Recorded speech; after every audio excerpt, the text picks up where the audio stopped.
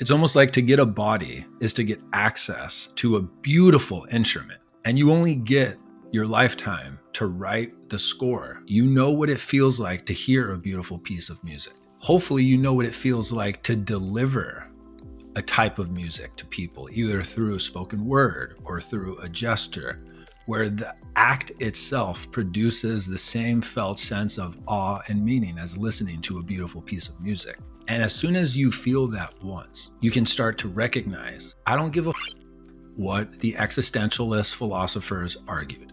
This feels good to produce this type of musical nature that brings awe or tears or laughter to the people around me. The capacity to play beautiful music on some level is your capacity to engage in the individuation process.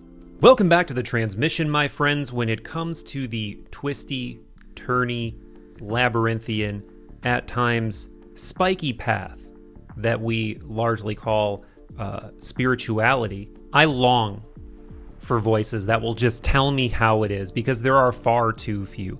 And when I say that, I don't mean in the sense of just tell me the final answer, of course. I mean an agendaless, non-dogmatic take that is rooted in sobriety of thought, real direct experience, real research, bonus points if said voice can sling a few goofs along the way, or at least maintain a sense of levity, because man, you need that to wash down some of the more bitter, shadowy bits that you're inevitably going to run into when you're doing any kind of deep philosophical exploration.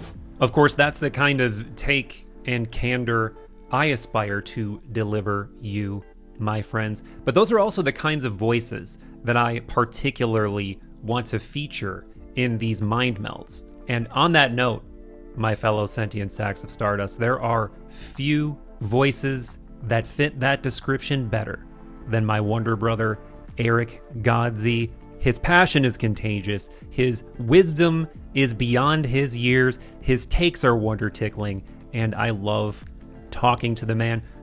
We have so much in common philosophically. Our friendship actually goes back quite a long way. If you don't know, Erick has his own podcast, The Myths That Make Us. He's a writer and, of course, a seeker. And he's also the proud owner of a beautiful website. You can find links to that and all of the above in the description. This one, my friends, is massive. I know we've published some thick ones in the past. I know we've done some 2-hour plus ones, but I think this is the dummiest, thick, and brimming with wonder nuggets of them all. We talk inner work, the strange but wisdom-filled realm of dreams and visionary experiences, Jung's model of psychospiritual maturation, what he called individuation, the idea of soul building or soul discovering, depending how you frame it. I can't possibly rattle all of the topics off here. And before you forget, do us a favor, my friends. Tickle that algorithm with a like, a sub, a comment, a share. It really is of the utmost importance, especially now.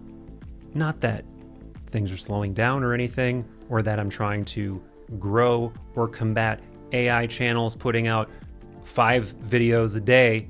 We've also got numerous episodes with Erick that are not up on YouTube in our audio-only back catalog, along with over 300 other mind melds that will never be on YouTube. So do subscribe to Third Eye Drops on Apple Pods, Spotify, wherever you listen to podcasts. I would love, my friends, to have you in our Wonder Lodge over at patreon.com/Third Eye Drops. It is the most direct way to support the show, but you also get to join in on Zoom hangs with guests you've heard on the show. In fact, we just had Erick on last month. We also have a patron-only Discord server. We do a book club. You get rewards like stickers, pins, shirts, and more. It is a gloriously fun, Wonder Whisker tickling time. Again, that is patreon.com/Third Eye Drops. And with that, my friends, let's initiate this mind meld with my wonder brother, Erick Godsey. Disperse the breath of life to the cosmos. Erick Godsey. Michael, thank you for having me. My dear wonder brother, it is always so much fun to have you in here. These are continuously some of the most celebrated mind melds. So yeah, man, I'm excited. We've already been talking for literally an hour on the dot. Wow. Like I promised you. You want me to hit you with that thumper? Let's Or go. you want to say hi? Well, yeah, I guess it's an honor to be at the point of popularity on your show where I now get people who write hateful comments that I've never met. And Right. Mom, I've made it. Yeah, that clip that we uploaded to Instagram last time went viral is a strong word, but hundreds of thousands of views, and it hit that weird pocket of shadowy projection type energy where people wanted to, well, what about this? There's a lot of what about this type shit. But anyway, onto this. So, like I said, recently just finished researching and recording this video on individuation, which is not out yet, and it's my most dummy thick exploration so far in terms of one of these. And there was this moment where I was looking for the perfect quote to illustrate my final point on what I think individuation is truly about underneath all of the psychological language. And I come across this Mary Louise von Franz quote.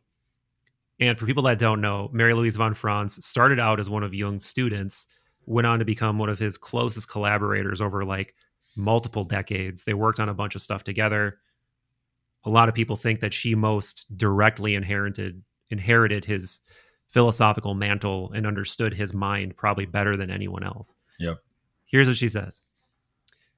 The basis and substance of Jung's entire life and work do not lie in the traditions and religions which have become contents of the collective consciousness, but rather in that primordial experience which is the source of these contents, the encounter of the single individual with his own god or daimon, his struggle with the emotions, effects, fantasies, and creative inspirations and obstacles which come to light only from within. So yeah, that was a major mic drop type moment. Just her just saying the basis and substance of Jung's entire life and work. Yeah. And then fast forwarding to the point, require the encounter of the single individual with his own god or daimon, his struggle with the emotions, effects, fantasies, and creative inspirations and obstacles which come to light from within. So what does that illuminate for you? Like, what did that, because I can feel the passion, and I'd just love to hear more about what did it reveal or clarify? Well, I think there's this thing that even Jung himself does sometimes, where he almost, as wonder dipped and mystical as he is, he almost retreats back sometimes into but I'm a scientist, and we're talking about psychological things here. But I truly believe that in his heart of hearts, this is indistinguishable from a spiritual path. Like this is 100%. Indistinguishable from soul building, working on the self down to the very soul level. And no doubt. What I love about him, though, is he started with the presupposition that all of us secretly feel and don't share, especially those of us in the quote unquote spiritual, philosophical milieu, which is, how do you actually fucking know you even have a soul? And Jung clearly didn't know. Like, he had to go find it. He had to go find his soul. And you can see him go through that whole process in the Red Book. And that level of both intellectual honesty and rigor and commitment to really looking and seeing what's there, and then him seemingly finding it, that's a powerful and very rare example, But just to directly answer your question, I think a lot of people aren't really sure that this idea of individuation, of like becoming the unique self, goes beyond psychological or goes beyond developmental, in the sort of like physiological, psychological sense.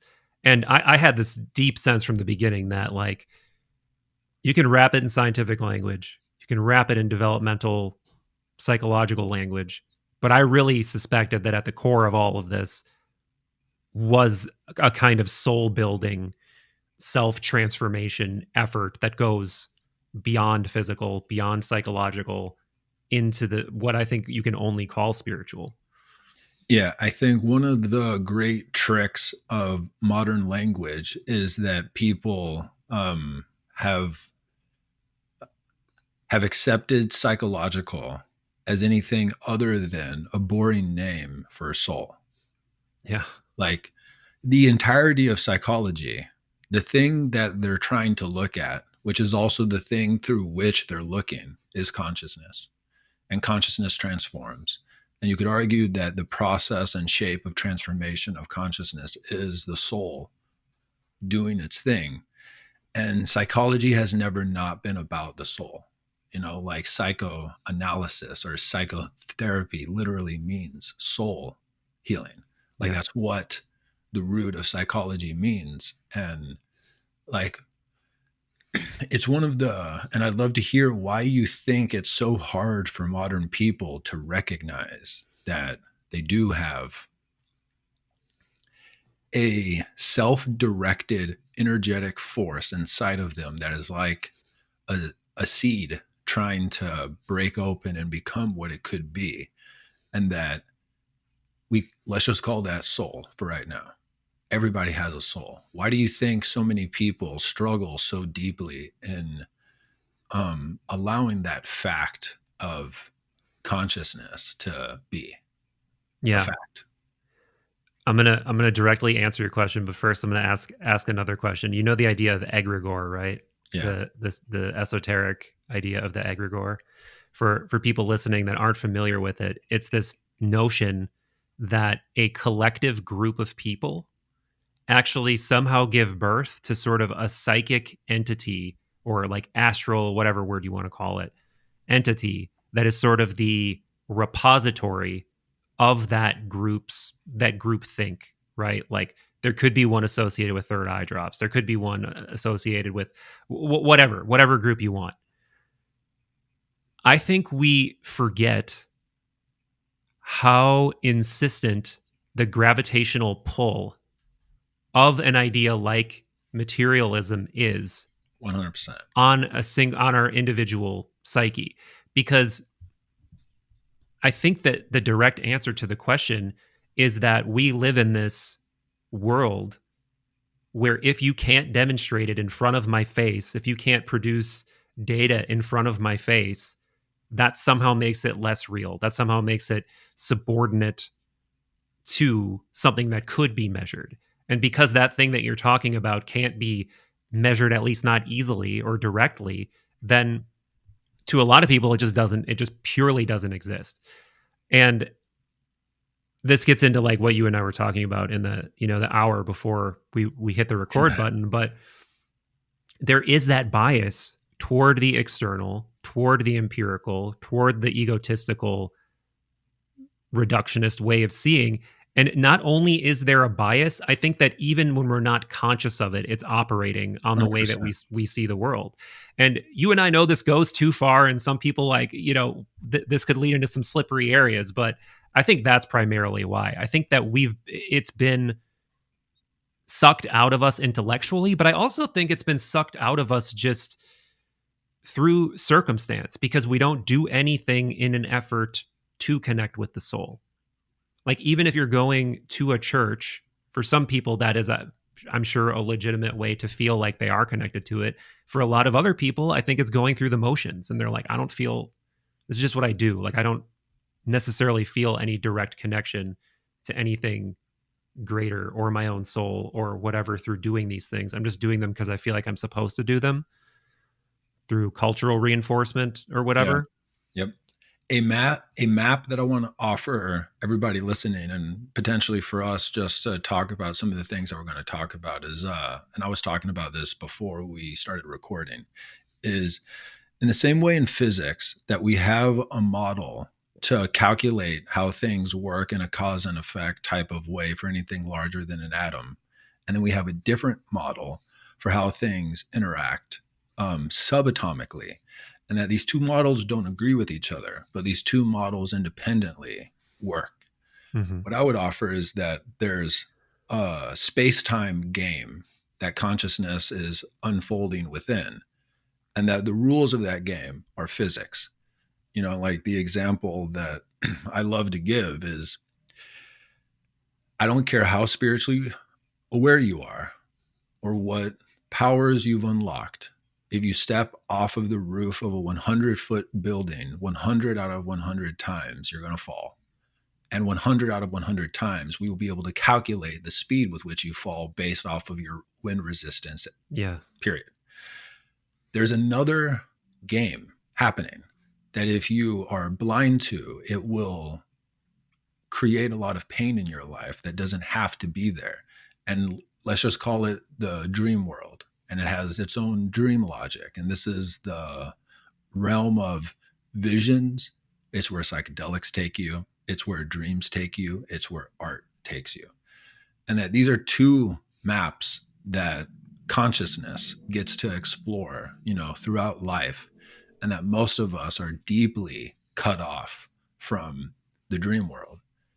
And it's why, I think it's the core reason why 400 million plus people are not just depressed, they're so depressed that they can't work. And the World Health Organization has now ranked depression as the top cause of disability in the Wow. world. 400 million.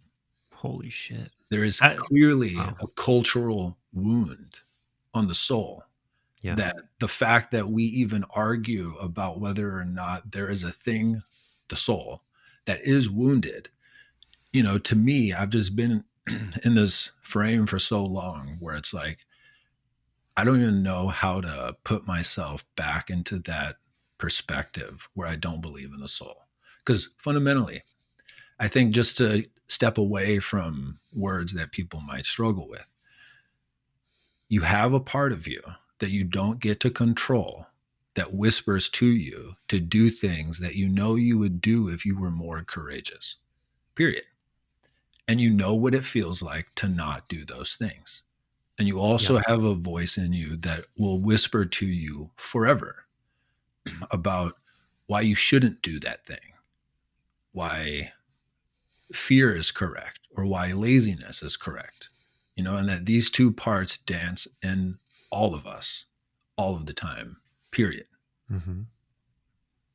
Yeah. And even more basically, we can see these parts of our nature as human beings that are like these templates of archetypal feelings.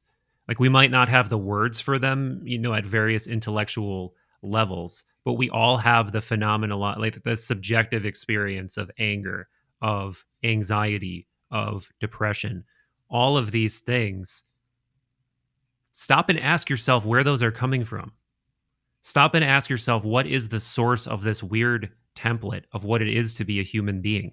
Like, these parts that we assemble that make up the game of life. Like, think of it as the board game of life, except Exactly. that's your subjective experience. We're all pulling from that same template. Isn't that suggestive of there being some sort of unified isness to what it is to be a human being? And what is that isness? And what does that isness imply about the true nature of your being? One of the things it implies is you abso-fucking-lutely cannot fully explain my subjective experience as a human by looking at my body under a microscope.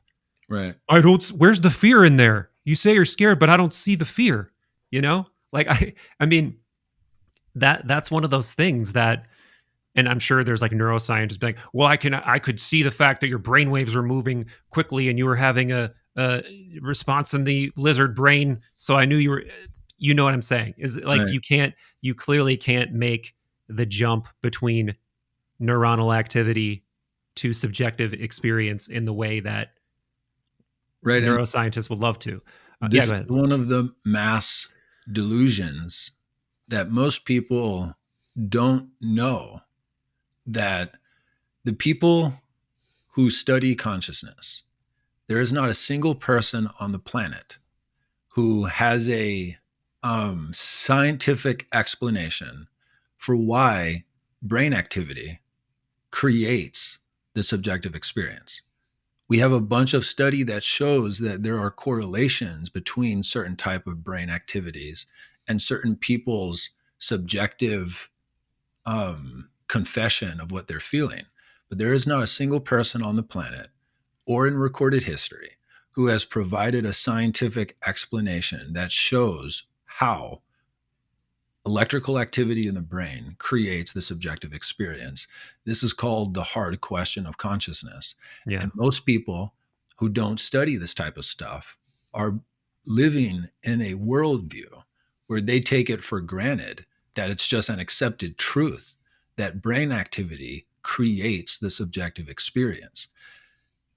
One, we don't know that. There's no one on the planet who's ever produced a explanation for how that could be. And two, it's such a hard problem that there hasn't even been someone who has proposed a type of study that we could do that would then give evidence. We don't even know how to create a study that would provide the type of evidence that we would need. We don't even know how to articulate what the evidence would be.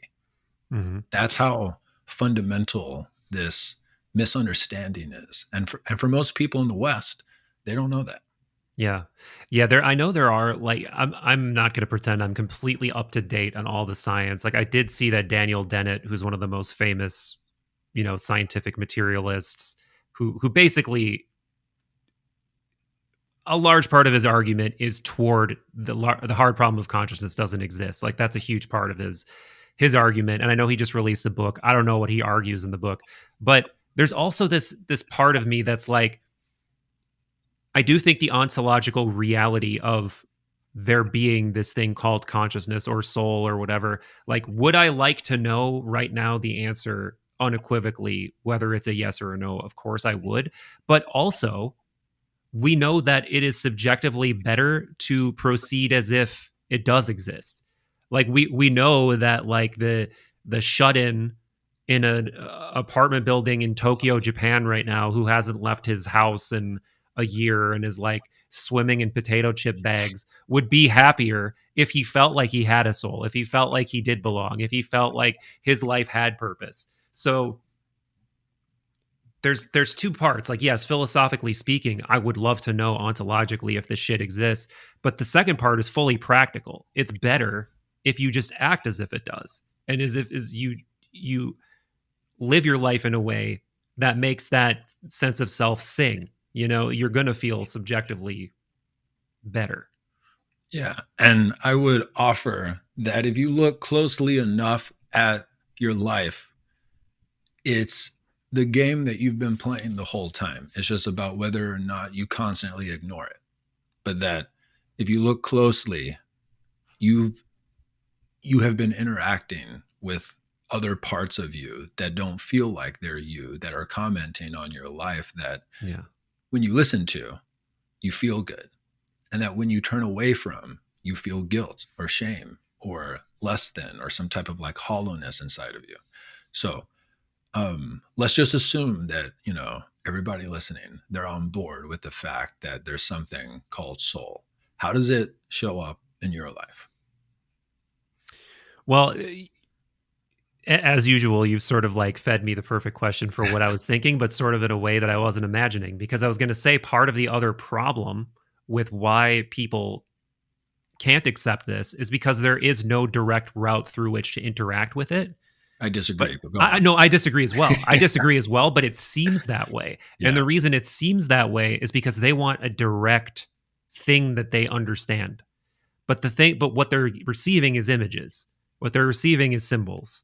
And they don't they don't get that that's the language of the psyche, of the unconscious, of the collective unconscious, is a symbolic, image-based language. Yep. Not a language that's like, hey, Eric, it's time for you to get up and go work out now. And now it's time for you to sit down and write. Like, they want to believe that, as Mary Louise von Franz says, their higher self, their daimon, their God is going to talk to them in that way and prove that they have this higher purpose and prove that they have this soul calling. But it appears that that is rarely how it speaks. At times in my own life, under probably mainly under like visionary type influence, you sometimes do feel like you're getting told a very obvious, very direct message, and it's loud. But Because I most do of the get that time, at times too. Yeah. But most yeah, of the time, not.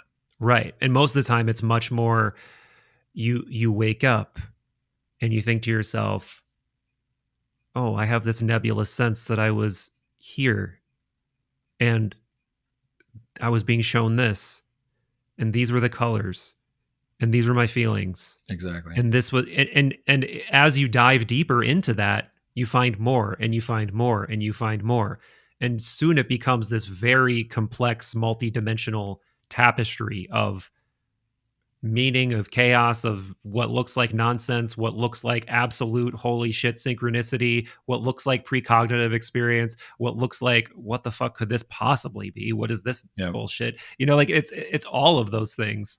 Yeah. The gateway drug to the soul is to start paying attention to what the fuck are dreams. Yeah, I 100% agree. Because I this 100% is agree. like dreams are one of the most fascinating aspects of life. You're literally unconscious. And then something inside of you has the power to produce a world that is so indistinguishable from your waking life that the percentage of time that you become lucid in a dream where you recognize it's a dream is less than 0.1%.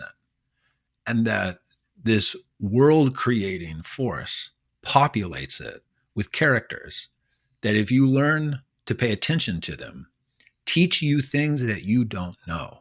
Yeah. What the fuck is that? Yeah. And that children do this, elderly people do this, all of us do this without having to ingest any drug, and that you will die sooner from not having REM sleep than from not eating food.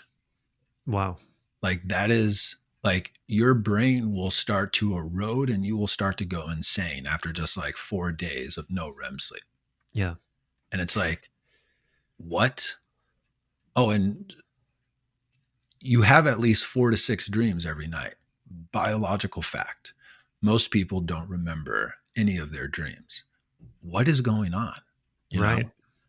know? That is one thing that perplexes me, is why, if there is this permeable,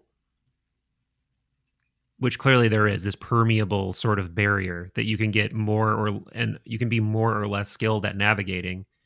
Some people just have that like gift of dream recall. Like that was one of the things actually that I recall brought together Jung and Pauli, the Nobel Prize winning physicist who helped him solidify the theory of synchronicity, and they went back and forth. And there's that compendium of their communication now called Atom and Archetype, I believe, that you can buy. But that was one of the things that Jung really liked about him, is he had very, very good dream recall. Mm-hmm. And they cataloged like thousands and thousands of his dreams over the years. Wow. Because he would just come with these clear, vivid Love that. dreams. But some people don't have that, and they have to work really hard for just a grain. They have to work Right. really hard for just I was that, like, I think it was this. Yep. That's one of those things that I wonder about. Like, why is it so nebulous? Why is it so difficult to navigate? Why is it so hard to remember? Yeah. So it's a skill. And some people have innate aptitudes for, like playing an instrument, whereas some people would have to work really hard to play an instrument. We live in a culture that if you don't have a natural aptitude for some type of art, you just won't learn it, because it's like you have to compete, and that if you won't be one of the best, then it's not worth you putting your time into. But we don't think about that in the same way when we think about walking.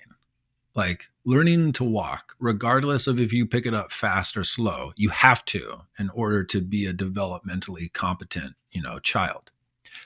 I would propose that understanding your dreams and being able to remember your dreams is akin to walking but for the Mm. soul. Mm. It is a fundamental skill that some people are going to have an aptitude for, but it doesn't matter if you don't. It is a fundamental requirement to be a child in this dimension, and so that can start to help people appreciate how malnourished they are in this other half of life. And really, it's a quarter of life. It's like Yeah. a third of your life. But the subjective experience of time within dreams is a whole different thing. There's a couple of things about why modern people struggle so deeply to remember their dreams.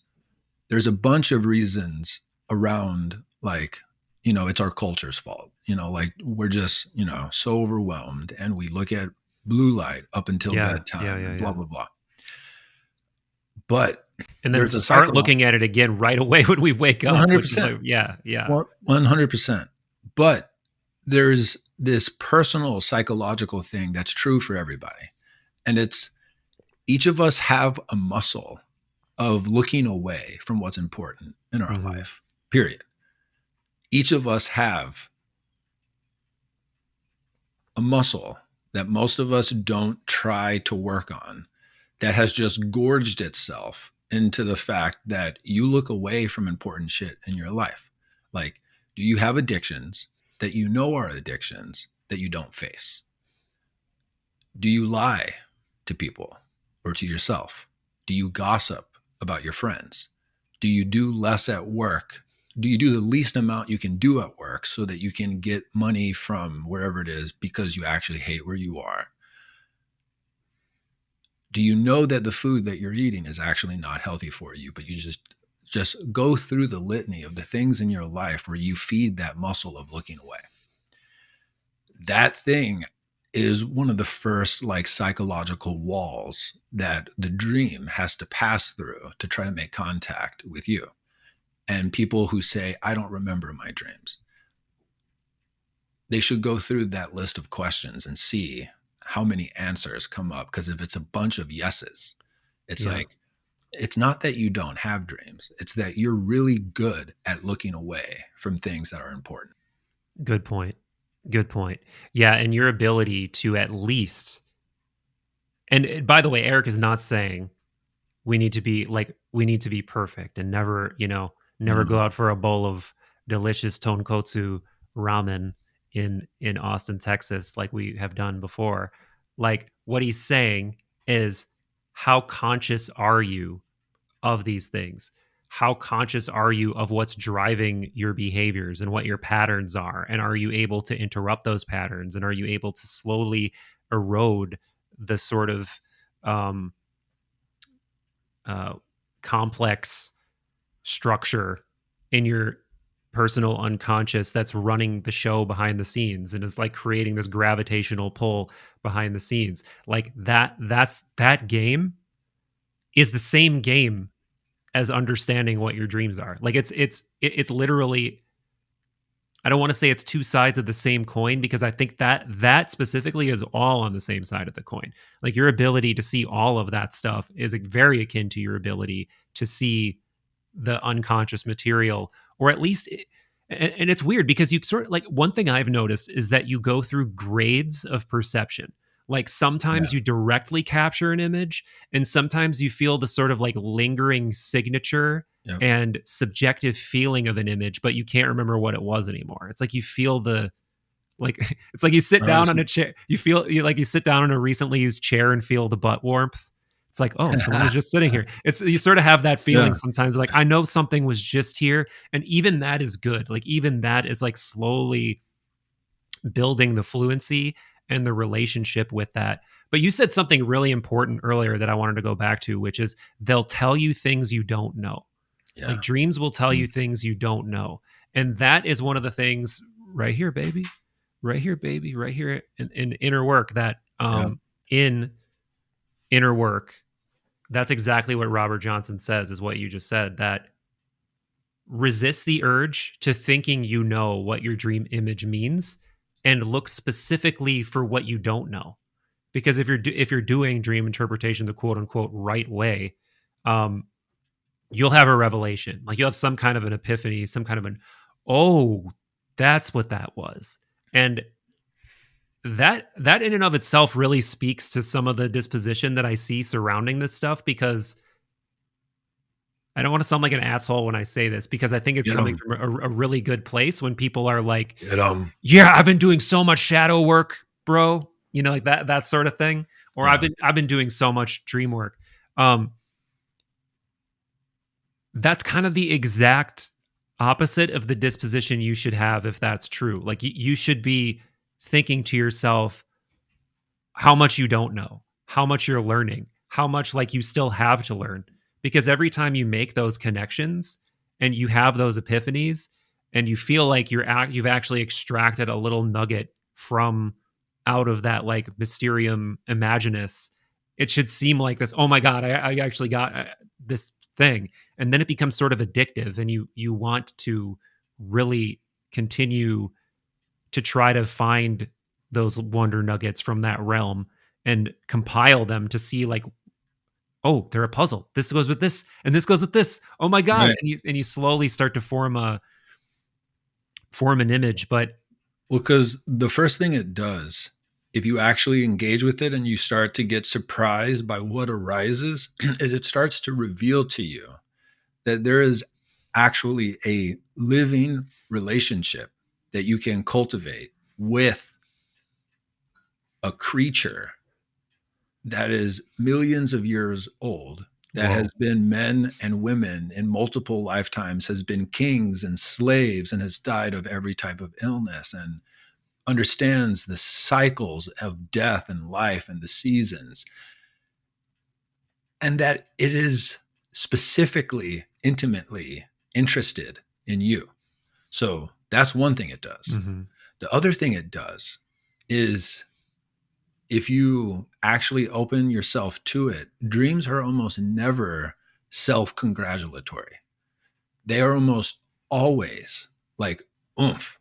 Like if you actually take what it's trying to tell you, it's almost always trying to reveal a part of one of your blind spots that are currently fucking up your life. So I'll give an example of a dream that I had when I started reading Robert Johnson's book. What's the name of that book again? It's Inner work. Inner Work.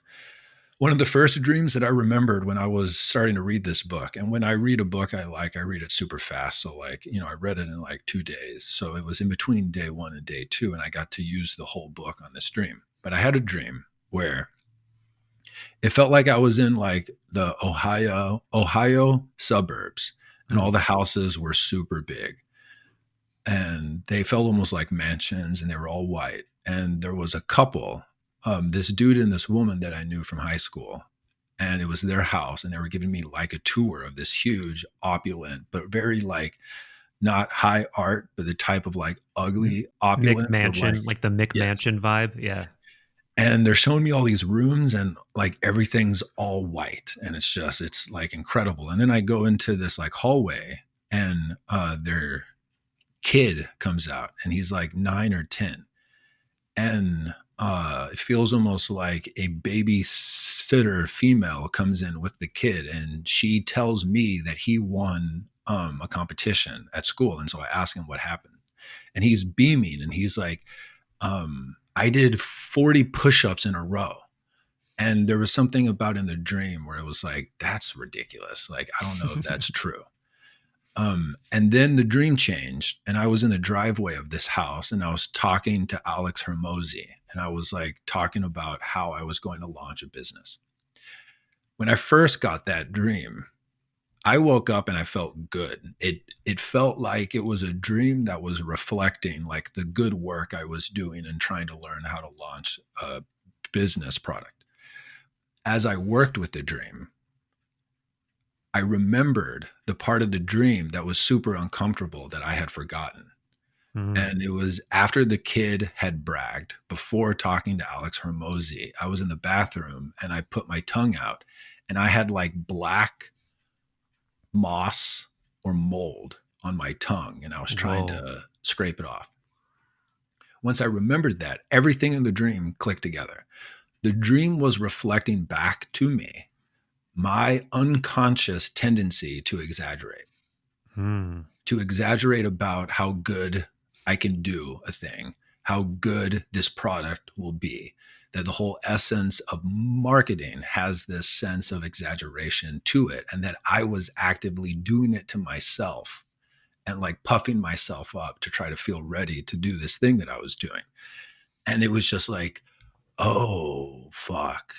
I'm actively, in the last couple of weeks, have been unconsciously in the energy of exaggerating. And that's the like black moss on my tongue. That's the opulent house. That's the kid who is bragging. And to me, that's Damn. like the essence of Alex Hormozy, at least in my projection. And so it's just like, oh, that doesn't feel good. But also at the same time, oh my God, thank you. Whatever this entity, energy, creature is, thank you. You know? That's incredible, dude. Yeah, that's one that really feels like gifted by some sort of like higher archetypal knowing. And the type of person I am, I want to speculate about like where that is or what that thing is. But just the fact that it is, just the fact that that is an example of something that can and does happen in dreams, if you're willing to dig deep enough. And that's also a great example of why dream dictionaries don't Or work. bullshit. They don't work. Like anybody listening to this thinking like, oh, yeah, this means this in a dream. It's like, there is some percentage of that that could be true because there are symbols in the sort of collective that have taken on this sort of energy of meaning, right? Like if you see an owl, that Whether or that might not have something to do sometimes with it's wisdom, but right.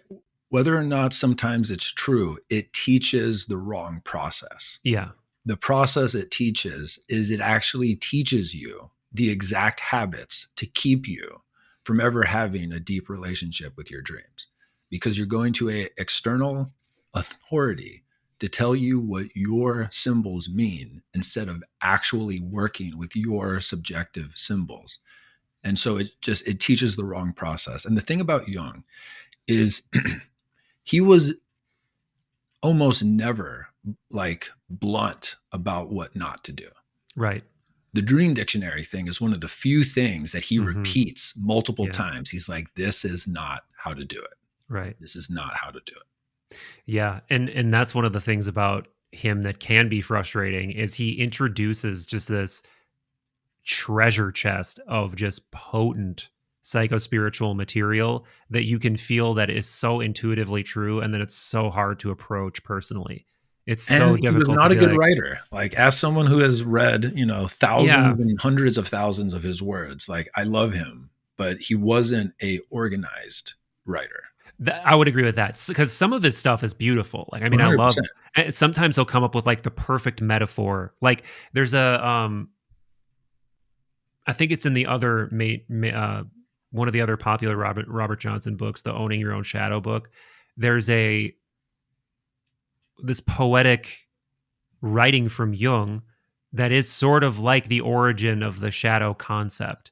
And it's a Yeah. dream that Jung had where and this is an example of some of his writing I really liked and found really engaging. He had the sense that he was like on the run and that he was protecting this thing, like this glimmering thing. And it was like very, like it was like a little light that he was trying not to let go out in the cold, dark, windy night. And he was protecting it. And he felt like there was something chasing him and something like in the dark that was coming after him. And it was like, I need to go faster, but I can't let this thing go out. And that was like that was like the epiphany of the origin of the shadow and like the idea of like you only have this little tiny glimmering bit of consciousness to see with, to understand with, to make sense of the world with, and you need to nurture that thing as much as you possibly can.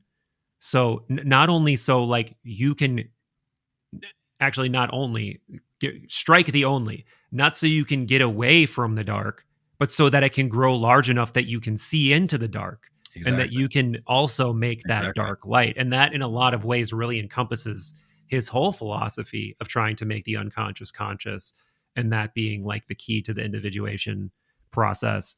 But yeah, but still, yeah, when it comes to making it practical, like that's why I love people like Robert Johnson who will like, I'm going to be careful with setting the thing down this time. Because he will break it down into, okay, here are the 4 parts of active imagination. Here are the 4 parts of dream work. Here are some techniques to do. Yeah, and also, like I said, I'll just plug all these great Jungian writers like Murray Stein and Mary Louise von Franz, and yeah, there's so many out there now that are great. Um, we could go deeper into um, what I think is emblematic of this transformative process called individuation, because I've been so deep into writing about that and thinking about Let's that. go there. One of the things too that I think people I see so much of, and honestly this could apply to any of this stuff, is the desire to like skip over to the last phase, like to Or go to even believe that there's a last phase. right. So when I say three phrases, phases, this isn't, I don't believe that this is something Jung ever spoke to directly, but this is from uh Neumann, I believe, but I'm mostly reading about this from Stein. But he broke it down into three stages. It's the matriarchal stage, the patriarchal stage, and the individual stage. Um, in the individual stage, as you would expect, is where all of the interesting stuff tends to happen, because that's the stage that's sort of demarked by the inward turn. You're beginning to, like, ego-based interests begin to sort of lose their luster, and you just realize, like, I've been on this hamster wheel. I know what it's like to win. I know what it's like to lose. I know I could get millions more dollars and it's not really going to change or make me feel any happier. So then you do this sort of inward turn thing. But there's so much key wisdom and individuation that occurs in phase 1 and phase 2 that And trying to skip could you them. explain what happens in each of Sure. those phases? Yeah. So trying to skip the first two makes the third one not make sense, kind of, because to an extent you have to go through these phases, like that you don't get to choose, because it's all about your external environment. So in the matriarchal stage, it's literally matriarchal from the point of conception, because you're in the womb, you're protected. You come out, you're in the family unit, you're protected. You go to school, you're protected. You're shown what to do, you're shown where to go.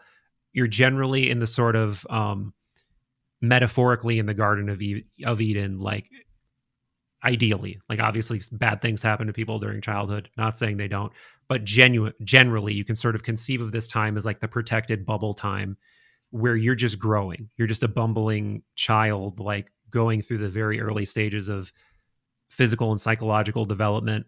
But Yeah. then as you age, you start realizing you have preferences, you start realizing you have an ego, you start realizing you want to do stuff, you like competing, especially if you're a male, or you like creating things your own way, you have preferences, and then that becomes a natural testing of phase 1, and this leads to the patriarchal phase, which is the phase of ego, not just solidification, but potency. Like, I'm going to make my mark on the world, I'm going to go out there and do the thing, I'm going to go out there and win, I'm going to go out there and make a family, I'm going to go out there and try to be successful.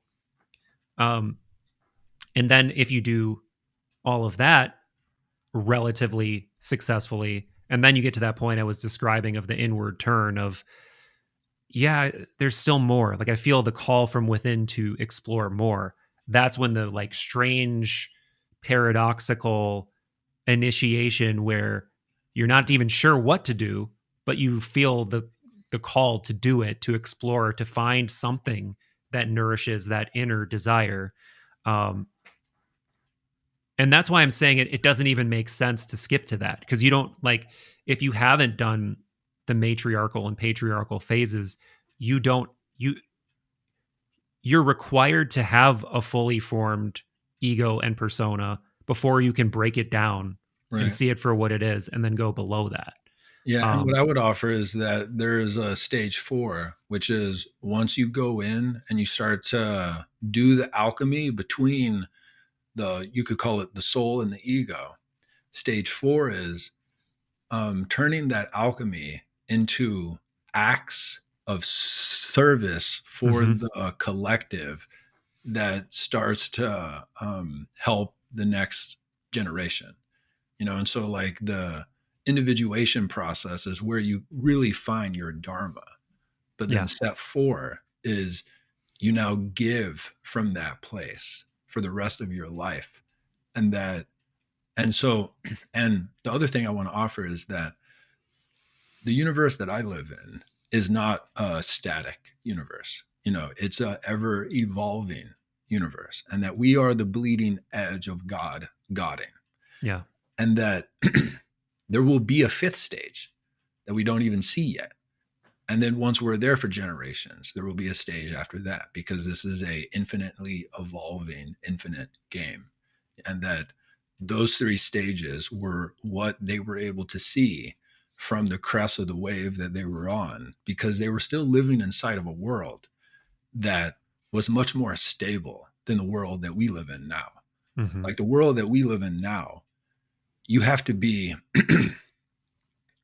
deeply committed to looking away, to believe that you can individuate and stop there, and that there will be a world for your children to go through the matriarchal stage in.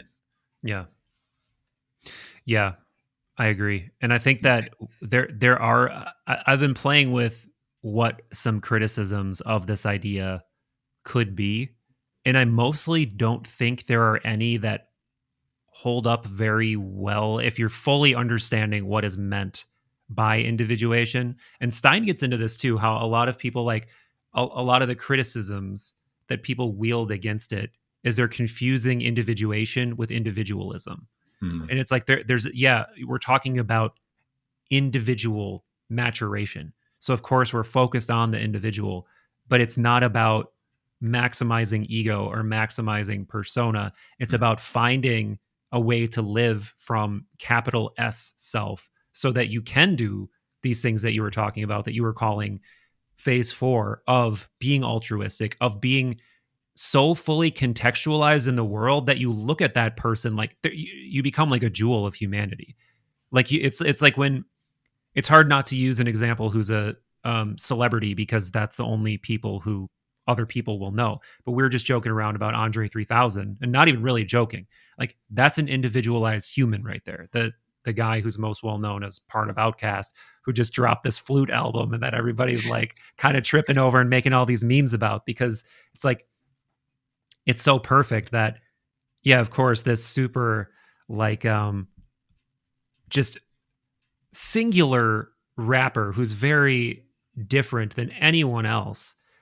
Everyone's just waiting to see, man, what kind of bangers is this guy going to put out? What kind of esoteric, amazing bangers is this guy going to put out after however long, decade plus it's been?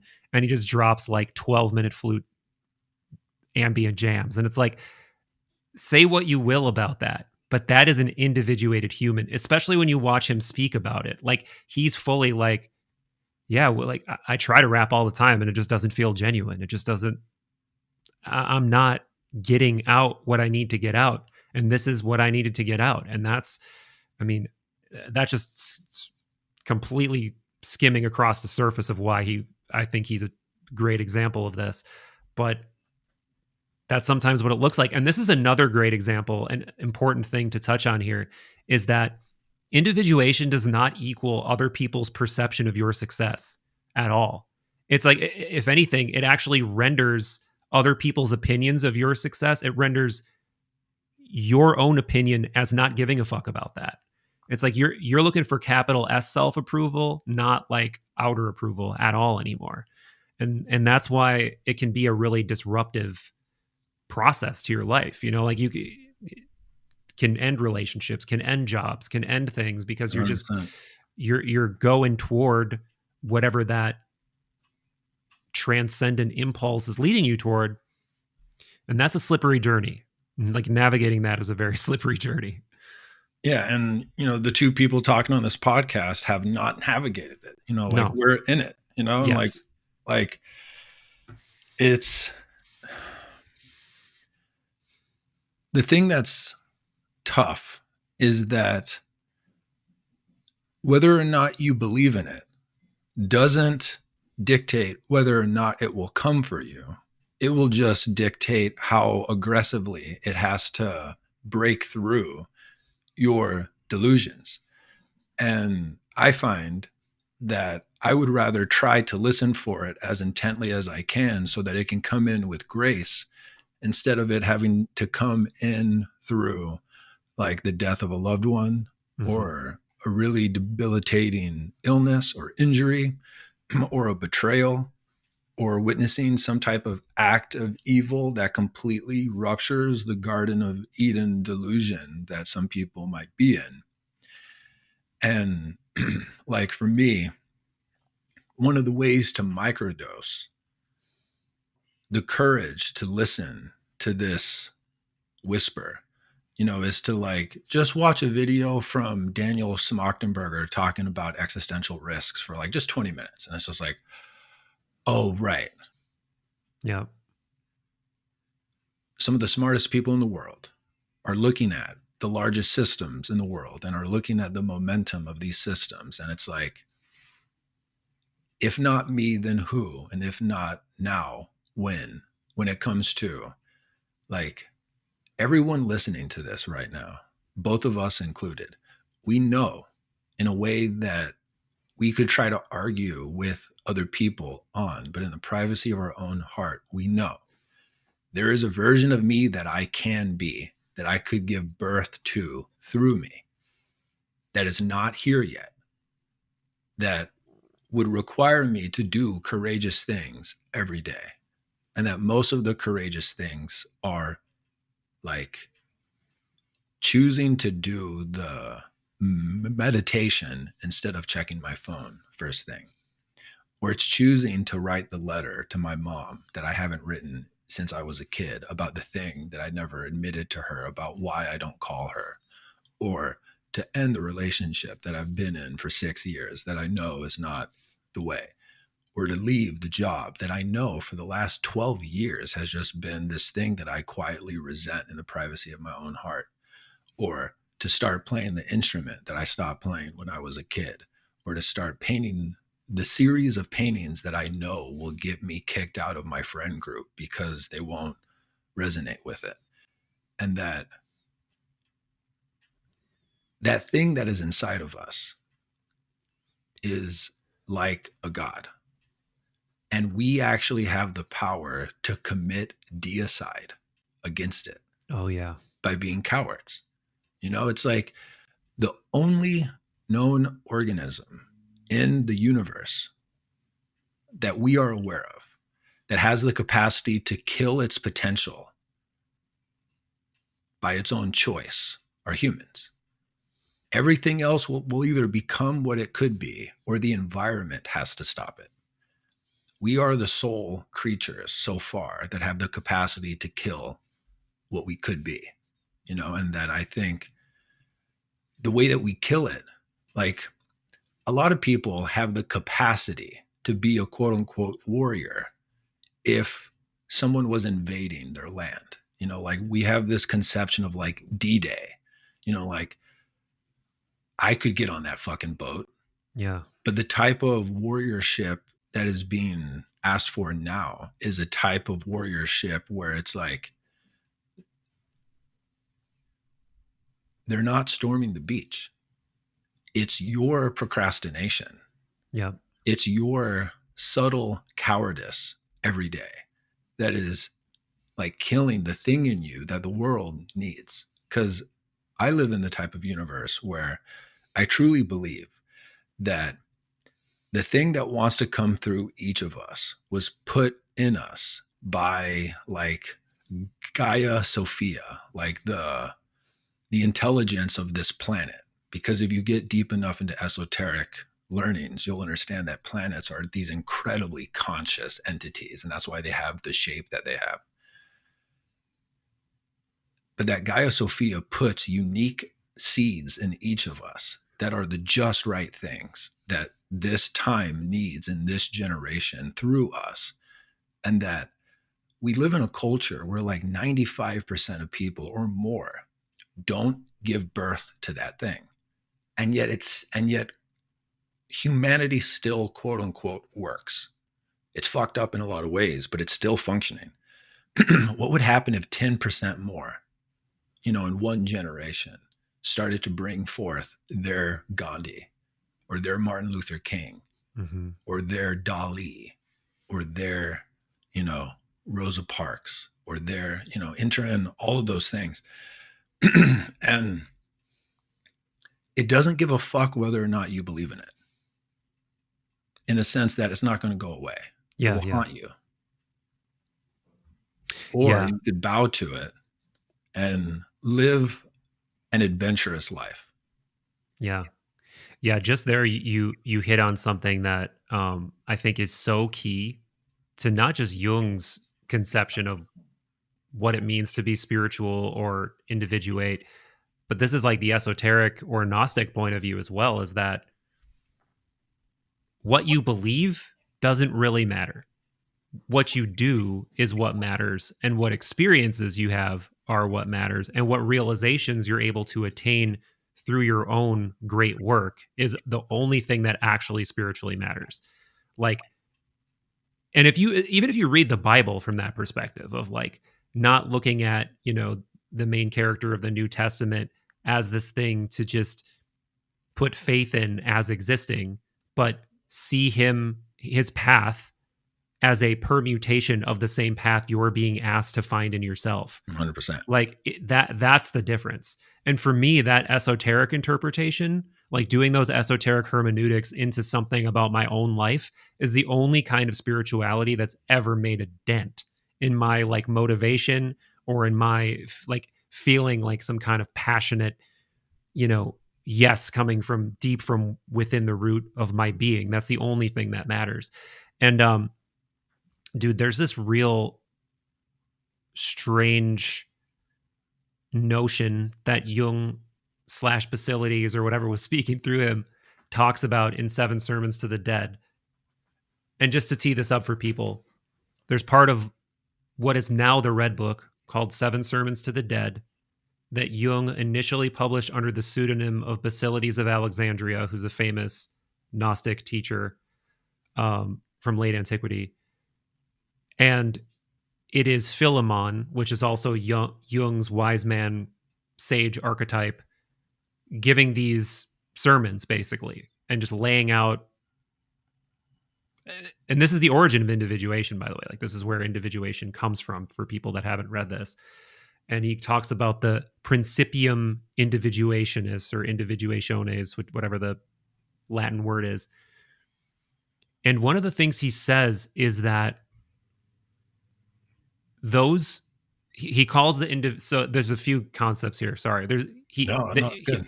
he refers to the individual as creatura, as the creature.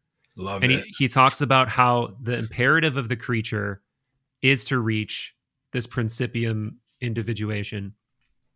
And what's on the line is that you will be swallowed up by the dead, or that you'll disintegrate into the pleroma if you don't individuate. But that if you do individuate, you become a distant star.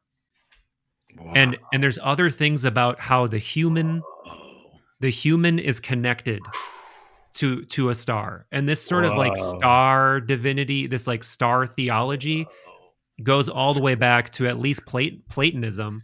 Oof, I'm getting fucking goosebumps. Yeah, man, yeah. It goes all the way back to at least Platonism, because if you read I just am brain farting on the Platonic dialogue that it comes from, but I'm sure I'll remember it in like 2 minutes. But anyway, when he's talking about the creation myth, he's talking about the demiurge like creating the human soul, and the human soul in counterpart has a star. So this idea is like old. It's an old idea. But I'm always wondering, like, what does this mean? What is this establishing this connection between this I've got star? a couple ideas. Yeah. I'd love to hear your riff on it. Okay, so on one level, a individuated person leaves the same type of residue on the collective psyche as a physical star does on someone who is alive now, who uses the star to guide them at night. So luminaries, like to be a luminary is to have become such an individuated artist that whatever you brought through for your generation echoes through generations as like a guiding star. That's one way to look at it. The other way to look at it is in Buddhism, one of the highest teachings is called the rainbow body.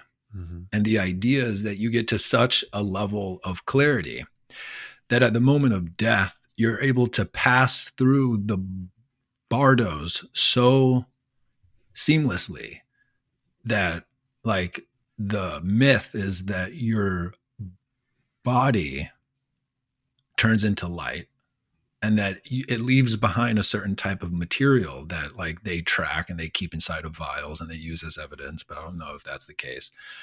But the spiritual belief is that if you get to a certain level of clarity of what you are, that when you die, you get the opportunity to not reincarnate, but to be a guiding bodhisattva with all of your learnings still integrated into you. And that you get to, like, help people as their intuitions. Yeah. That, like, you actually get to be, you get to live a generation or a lifetime as someone's star, you know? And so, like, for you and for me and for everybody listening, that voice in you might be the ascended version of a past soul that has gotten to this point. And then the third thing is in Rosicrucianism. I don't know if I said that right, but they also believed in their esoteric arm that if you do all this work on yourself, you can integrate yourself into a way that when you die, you get to become like a type of guiding star to people who are able to reach those states of consciousness. Mm-hmm. And the thing that's interesting is just my personal story. The only time that I've had an experience that didn't fit inside of the worldview that is like Jungian in nature, which is that anything that arises in my experience is some part of my psyche interacting with me. The one experience that I've ever had that didn't fit that was I did some mushrooms with some friends out in nature, and I was lying under a tree, and it was evening and the sun was starting to go down. And it was like right as the mushrooms were peaking, I was on my back and I was looking up at the sky, and I saw what I thought was the first star, like, you know, come online. And I think to myself, oh, I just saw the first star. And the moment I thought that, the point of light started to move across the sky. And then in my head, I'm thinking, oh, wow, I'm tripping. And the moment I thought that, you know what it feels like when you make eye contact with a wild animal and it feels like it like captures you? It felt like the point of light looked at me. Ooh. And it felt like it like captured me. That was my subjective experience. Wow. And it felt like, again, this is just my subjective experience. It felt like once it looked at me, it like reached into me and turned up the volume of the intensity of the mushrooms. And then I was like, whoa, I'm really like in it now. And then it started to like move in like a swirl type pattern, and two more stars appeared behind it. And when it still felt like it was looking at me, and it felt like it conveyed to me, you humans don't have to do this alone. And then it did like a little twirl, and it felt like it told me, and you can have fun. And so at this point, I was like, I'm looking at aliens. Like, that's what I believe is. I believe, oh my God, this is my first alien experience. And then I had the impulse to yell at my friends to tell them to look. But then a voice came in and was like, the person who yells alien and points to it is someone who doesn't believe in aliens, because they're trying to get other people to validate. Corroborate. Yeah. And so once I had that thought, I just kind of like watched it in awe and just kind of like basked in this subjective feeling that I was having like an alien encounter. And then eventually it moved in the just right way, where one of the leaves from the tree like blocked its light. And the moment it got blocked, my brain came back online and was like, that was definitely like a Jungian archetype moment. And then the moment I thought that, it came out again. Like as if to say, hey, dummy, stop doing that. Yeah. So for whatever it's worth, that's the only, type of experience that I've had where it felt like I was interacting with something distinctly outside of my psyche. Now, of course, I can bring in the skeptic and say, well, all that happened inside of my psyche. But it was the specific felt sense that it was rebuking my attempts to classify it and categorize it as something inside of that worldview. And it just so happened to reveal itself as like a star. Yeah. Yeah. Before I forget, it's the Timaeus, by the way. Plato's account of creation. I knew you would remember once I started talking. Dude, and so I had not read that or had a direct connection to this idea at this time, but I now look back on this experience with a lot of whoa. I know I've told you this, but it's been forever, and you hear so many like trip stories, so I don't at all expect you to remember this. But when I finally got out of the absolute fractal chaos of my Aya experience, and I hit the peak experience on the third night, it felt like I got to this outpost where there was this very much wise man, Hermes Trismegistus, Obi-Wan Kenobi type guy who finally like pulled me out of the chaos and was like, you're sure going through a lot, my friend. Like here I am. What can I do for you? And I almost didn't know what to say. I'm just like, man, I want to know. Like, I want to know what's going on. I'm here to learn. I'm here for whatever. And he kind of like almost like gestures with this sort of staff like thing to this like night sky type thing. And he goes, well, you see, right now, you're playing the Michael game. Enjoy the Michael game. And when that game is done, you're going to play this game. And then he gestures to just like the whole cosmos, like the starry night sky and everything. And I was just like, wow. Like it was sort of that moment of like, you can't comprehend what it means to play the other game because you're literally embodied. You're living in dualistic perception. You're existing in a creature that prevents me from showing you what it really means to play the next game. But that tie-in, man, between the becoming a distant star or having a star tied into your soul and that moment now hits me with like a whole different flavor. And what's weird is in the moment, it made a certain amount of sense to me in the way where I'm like, okay, I get it. And I sort of get that I don't get it, but I get why I don't get it. That's sure. Sort of a feeling, like all that sort of a realization all at once. But I certainly look back on that now and I think of all kinds of shit. I definitely think of, was that the Senex Philemon type archetype? You can interpret all these things through so many different hermeneutical lenses. I mean, you can view this as something external coming to you. You can view this as archetypal. It's like it's the lens subjective thing that we all struggle with to try to make sense of these experiences. But I think the thing that you leave those experiences with, at least I know I left the experience with, was don't you ever, ever, ever doubt that this was real and that this was significant. Like it was a very, very strong feeling of write it down at the earliest possible opportunity, solidify, underline, this is real, and then at the same time, of course, you're like, man, I don't know if that was real, but the ultimate writing down and underlining experiences like that is for it to translate into some type of changed behavior, period. Right. Like ultimately, the reason we use the lenses are so that we can then make conscious, compassionate, beautiful acts. Like we are in a creature. One of the nature of this game on some level is the collection of your actions. Like it's almost like to get a body is to get access to a beautiful instrument. And you only get your lifetime to write the score of your life. Yeah.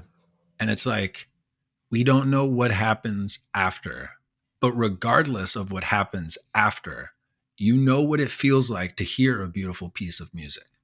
Hopefully. Hopefully, you know what it feels like to deliver a type of music to people, either through a spoken word or through a gesture, where the act itself produces the same felt sense of awe and meaning as listening to a beautiful piece of music. And as soon as you feel that once, you can start to recognize, I don't give a fuck what the existentialist philosophers argued. I don't give a fuck what Sam Harris or Hitchens argues. This feels good to produce this type of musical nature that brings awe or tears or laughter to the people around me.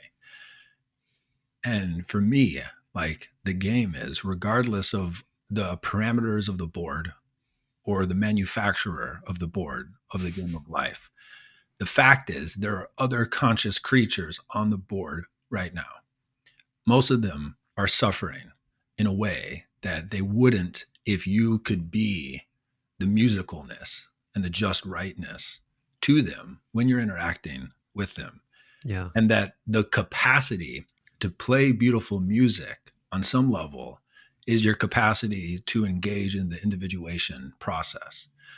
Because one of the core things about the individuation process that, scares the fuck out of people who understand it, and is probably one of the reasons why people resist the call of their soul so much, is that it will bring you to new levels of hell, to new depths of suffering, because there's something about suffering that purifies our compassionate heart, that then allows us to play the beautiful music of the expression of this instrument that is the creature.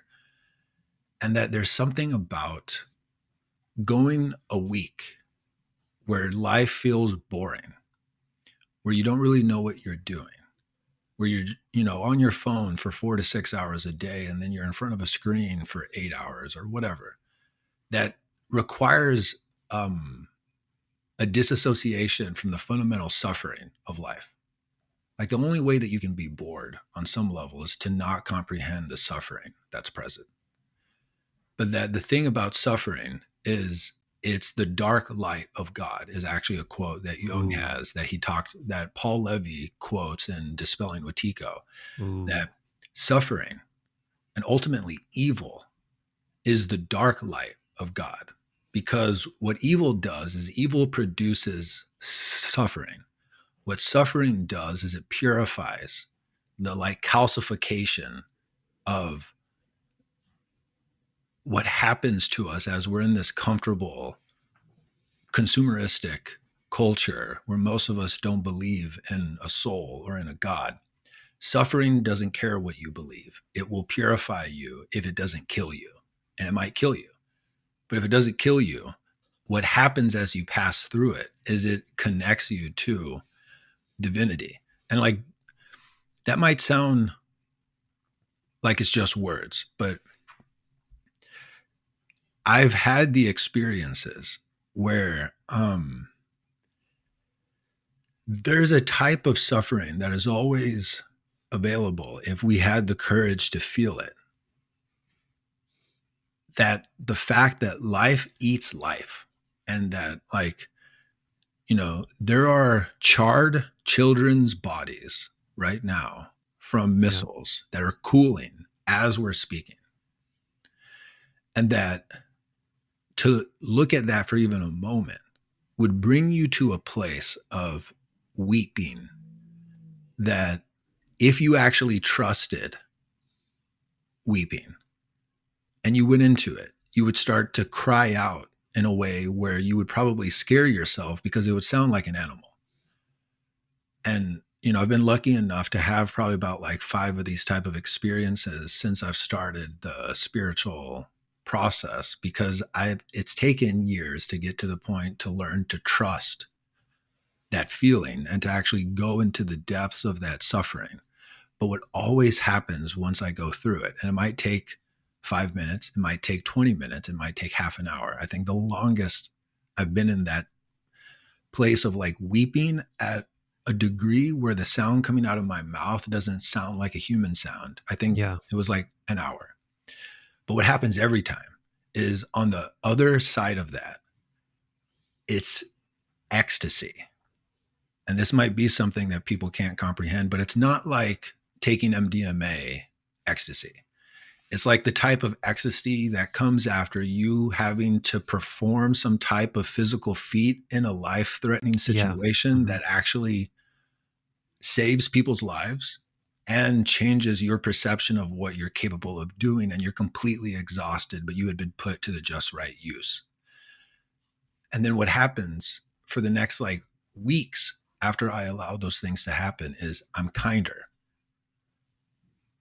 I'm more easily able to slip into like flow states with people and conversations. I find myself less judgmental of myself and the people around me. And so there's this like, to become a star, is going to require visits to hell, Oh yeah. and it's a lot of people who are on the spiritual path have some version of the goal being to get to a place of quote unquote enlightenment where they think that they're done with the game. But Hmm. what I find and the things that I read that really resonate with me, for one example is have you read the book LSD and the Mind of the Universe? Hmm. Hmm. Yeah, Chris Beisch. Yeah, I've That talked book, to I him. think Yeah, it's one of the yeah. best maps, which is like, it seems to be the large view structure of the individuation process is you accumulate the insights at the level that you're capable of until you're quote unquote full. And then you enter into the ocean of suffering, is what he calls it, where you have to go through a deeper level of excavating the space within the depths of yourself through suffering that then allow you to enter into the next level of gaining more and more insights until you're Yeah. full. And then you go back. And there's no it's done. Right. It's how many cycles can you make in this life for humanity? Because ultimately it's for the collective. One more thing, and I know I've been talking for a long time, No, is that if you look at the earth as Gaia Sophia, as like a intelligent entity trying to move into its next state of evolution, I see humans as like the stem cells or the imaginal cells of Gaia Sophia. hmm But we're currently in this like immune response to each other, where instead of being stem cells to the planet, which is wherever we go, we're able to listen in such a way where we're able to regenerate whatever is happening in the part of the world that we're on, where in an autoimmune response to each other. And that the more suffering you can alchemize into inspired action, which is like art or activism, but that type of activism that comes from a place of art as opposed to a place of like shame and blame and violence, you're helping the whole. And the clearer you get from processing your personal pain, that doesn't mean you're done. That just means you now get the opportunity to start to alchemize the gunk and the cancer in the consciousnesses of the people Yeah. around you. Yeah. And that I don't want to get to a point where I'm quote unquote enlightened and I'm not in that process. I want to just be as open to that process and to produce the maximum amount of art that I'm able to from it. Last thing, and then I'll for sure pass the mic back over. I apologize. It's Is all good, man. like Andre 3000. What I would project onto him is that he's done enough personal work where he is not interested in adding more bombacity to the hip hop culture. He, as an elder, can feel, what do my people need? And what he is providing is literally the type of song that shamans provide. Yes, he is. Yeah, that's what it sounds Literally, like. literally, he is if you've ever sat at the foot of someone who has been doing shamanic work since they were Yeah. 8 and they grew up in that culture, and they are an elder through and through. The way that they work on people is they don't talk to them. They almost never even do anything with their hands on their body. They sing and they play the flute. And I think that he is an example of someone who is stem celling his environment. Yes. Yeah. I think that's the case, even if he's not conscious of it. For sure. Like he sounds, when I listen to that, like I was listening to some of it this morning, he sounds so free. And he sounds so free. And what I mean by that is kind of in the beginning of this conversation, when I was talking about the egregores that we don't even understand that we're in the orbit of, and we're in the gravitational pull of, he sounds like a man who's free of all of that. Like, because look what his culture is, look what his upbringing is. Like, I don't know a ton about his biography, but I know he was born in inner city Atlanta. I know he was mostly raised by a single mother, probably somewhat struggling, rose to the top of the hip hop game, which is supposed to be like the pinnacle of that culture, right? Like, you are the fucking man. If you're an outcast, dude, you're celebrated as much as you can possibly be celebrated.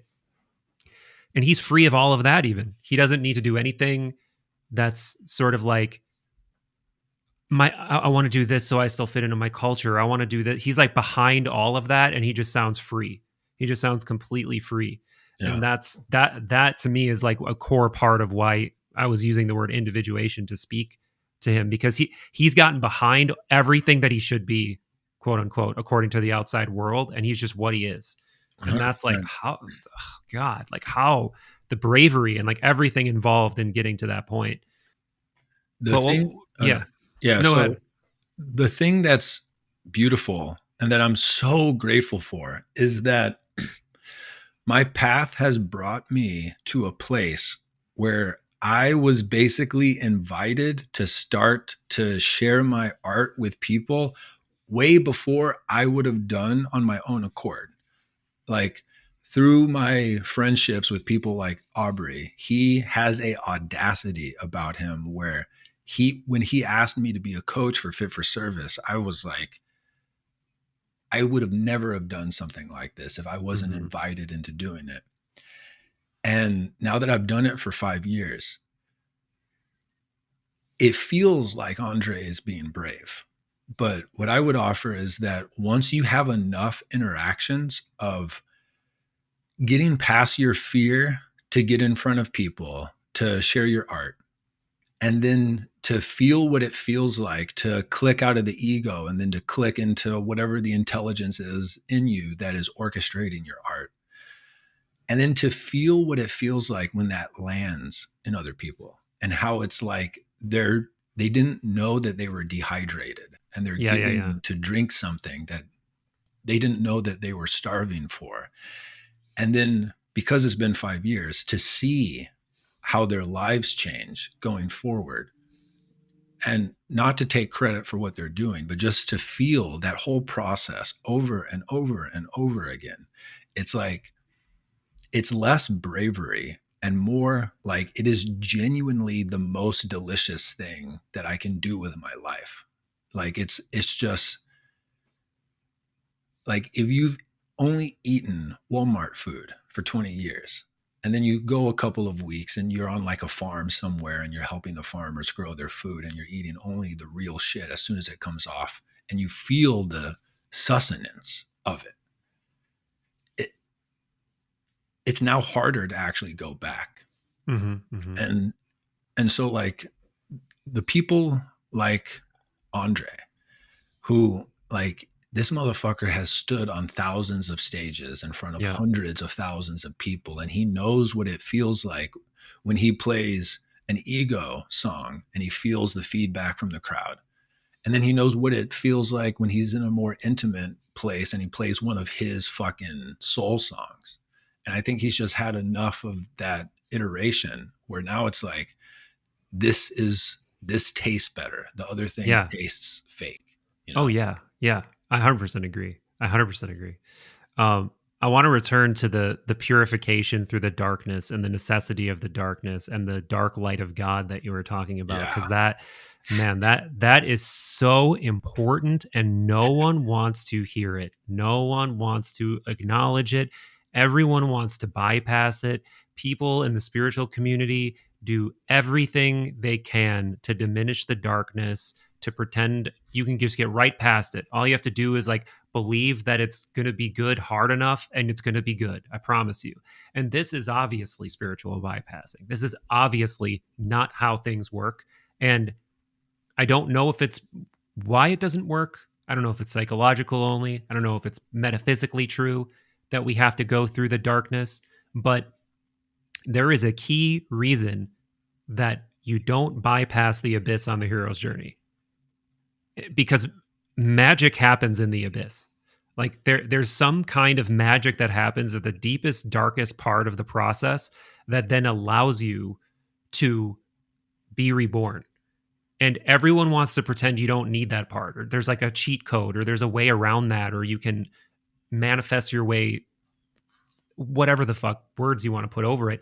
And it makes me viscerally angry, because it makes me feel like you're robbing people of the truth.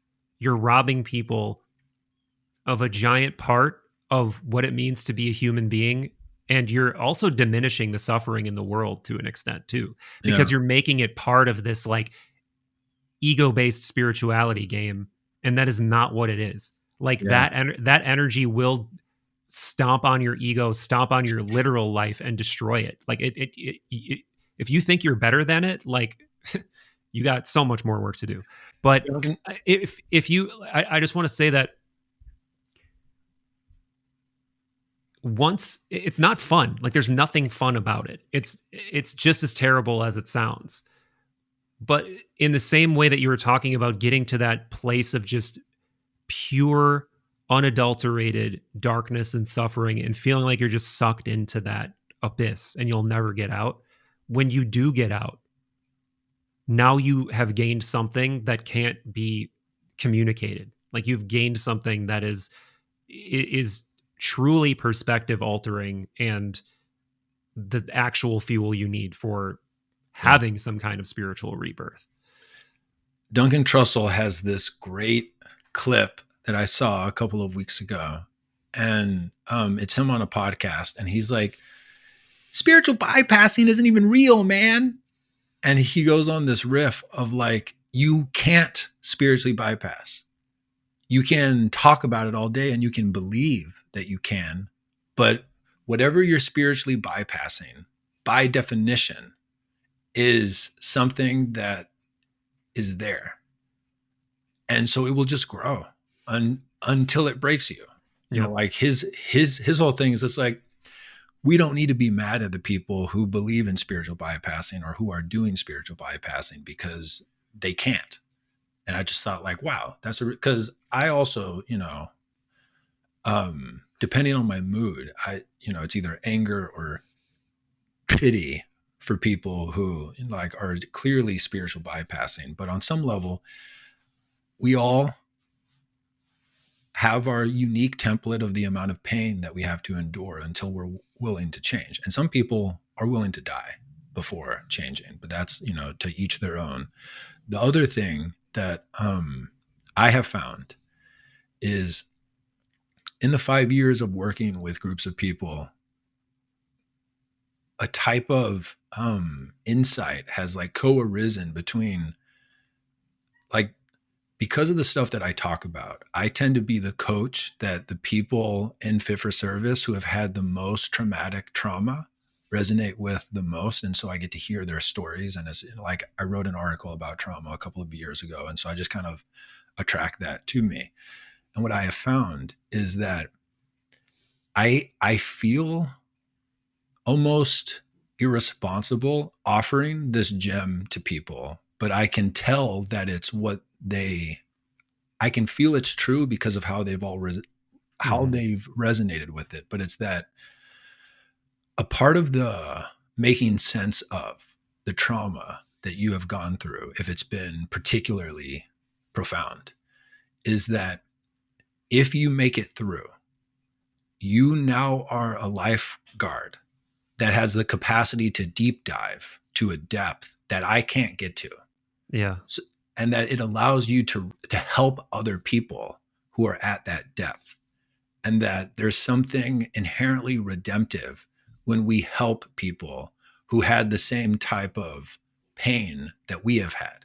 And of course, you don't have to claim that if you don't want to like live in a world where, you help abused women because you don't want to, be constantly reminded. But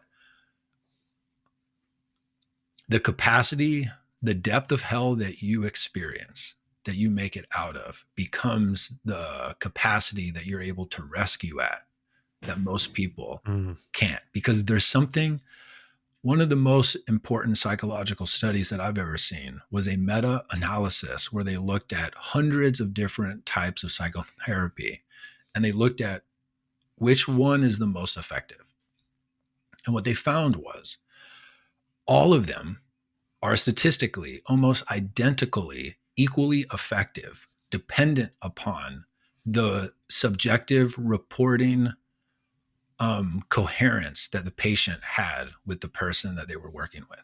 So it was the attunement between the two that was the predictor of whether or not it would be successful, not the modality. And this is a big deal study. I wish I could remember who did it, but it's the how deep into hell you have gone allows you to attune to people who are at those levels. And like, there are just people who are out here who are good for the masses. And like the vibe they give off is spiritually helpful for people who haven't had intense pain. Mm-hmm. But the people who have had intense pain, they can look at these people and these people feel shallow. Yep. But it's just, they're at the depth that they are able to get to because they haven't experienced a certain amount of pain. And so that doesn't mean that you should have experienced it and that it was somehow okay. It's not. Yeah. And the fact is, if you've made it through it, you can help people who go that deep. 100%. Yeah, there's like initiatory pain and then there's like senseless pain. But what's amazing about really good therapy, seemingly, and also especially like visionary therapy, is it has this insane capacity to make that senseless kind of suffering into initiatory suffering Right. somehow, which is just a miracle. It's an absolute miracle. I haven't needed it for that purpose, but that's what it seems like based on the preponderance of evidence. But it's also hovering around this whole archetype, dude. It's like that. It's that motif of the wounded healer. It's that motif of like the deeper extent that you have personally been wounded, or the deeper the darkness that you've been in, that directly somehow correlates to the level of potion that you're able to produce. Like the more poison you've ingested, the more magical your ability to create potions gets for whatever reason. 100%. There's that what's the famous myth about this? It's the centaur who was essentially like trained by Apollo. Man, I can't remember his name now, but it's a great myth.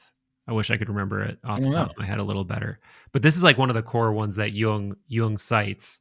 But anyway, the other thing that's really that I think maybe some people, or at least people in my head that I'm imagining, recoil at this, is when you said the dark light of God. Suffering is the dark light of God. And we have to, I want to dive into what that means, because to a lot of people, they can't accept the idea that God has anything to do with suffering, that God has anything to do with like darkness and the terrible things that are happening, because God is supposed to be good. I mean, even like more esoteric ways of thinking, like anything Platonizing, Hermeticists, God is good. That's something that they all say, that God is good, and everything that that being, force, whatever has done is in the interest of goodness. So is there a way to square the circle of tarot? I mean, it's essentially a problem of evil type question, but it does get into eventually Jung's ideas about God and the images of God that Jung liked to use and didn't like to use. How do you make sense of it if you can? Yeah.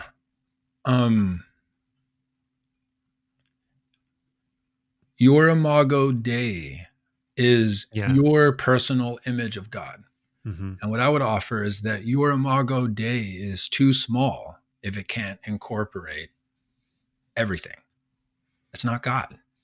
You know, it's like whatever God is a word that represents a force or an energy or whatever word you want to use. If it can't contain evil and suffering, I would put forth that your image of God is too small.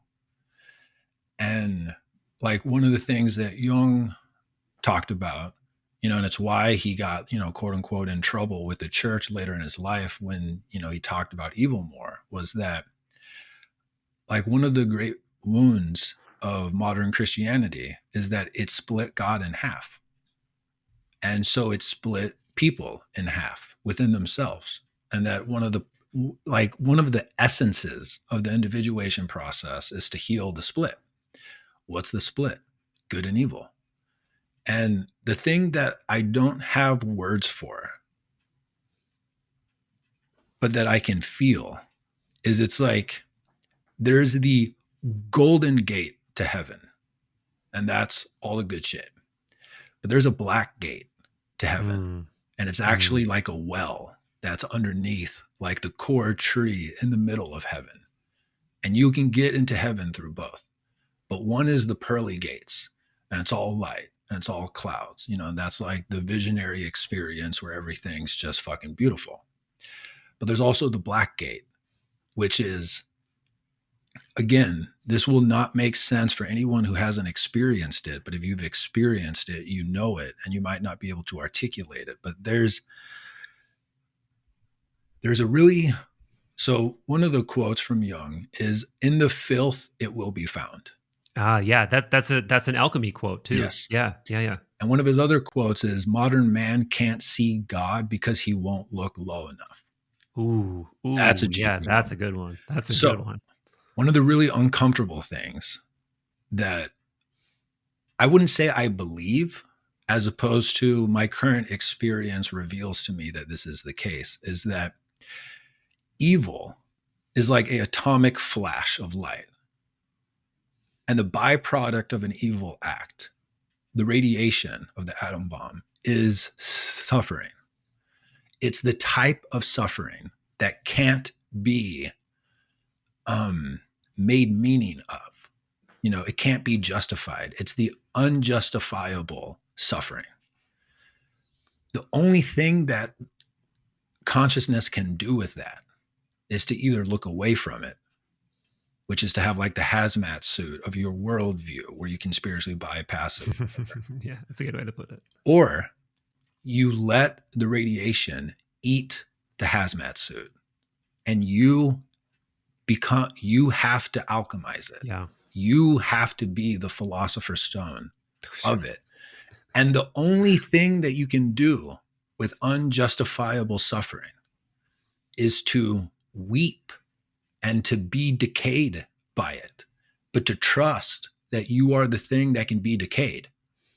And that what comes out on the other end, it would be like you're a caterpillar that can eat radiational sludge. And then you like die into a cocoon, and then you become this beautiful thing that can pollinate flowers. And it's like the dark, grotesque thing is, what is the function that produces the prima materia that we transmute in that story? It's evil. Evil is the thing that produces the radiation that becomes the prima materia for us to alchemize.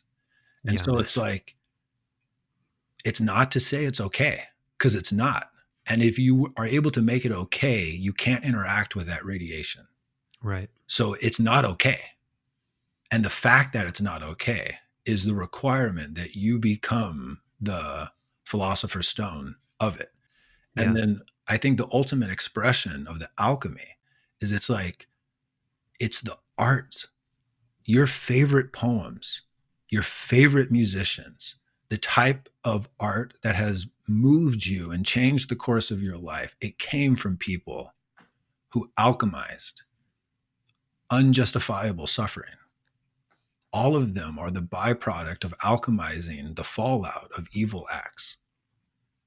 And it's like, for better or for worse, that's the nature of the thing that we're in. Yeah, man, it is. Yeah. It's like saying, make me a field of roses, but don't shit on the ground to fertilize it. Exactly. You know, that's what it's like. That kind of an image is really something that people are not willing to acknowledge or look at. Like even me suggesting or saying the phrase that God is in the shit, like that feels like, oh, whoa, that's a dangerous thing to say. Like that sounds sacrilegious, but wouldn't it have to be? Like, wouldn't that have to be part of the whole beautiful cycle? Is that If you're and individuated, and, and, if parad- yeah, and paradoxically, then you can somehow strangely see how it's still good. Like exactly. even in the badness, it's still good.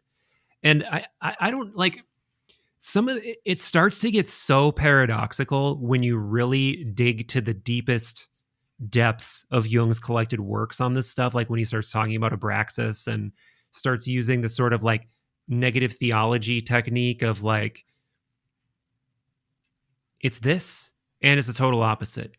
It's this and it's total opposite. It's not this and it's not this. It's not this and it's not this. Like he'll go from like, you know, the most, I'm trying to remember some examples, but he'll go from like the most beautiful thing to the most disgusting thing. And he'll try to communicate that like this Abraxas being, this sort of God above God, this being that encompasses both the light and the dark, is all these things at the same time. And this speaks to that idea you were talking about of like your idea of God's not big enough if it can't contain both the light and the dark.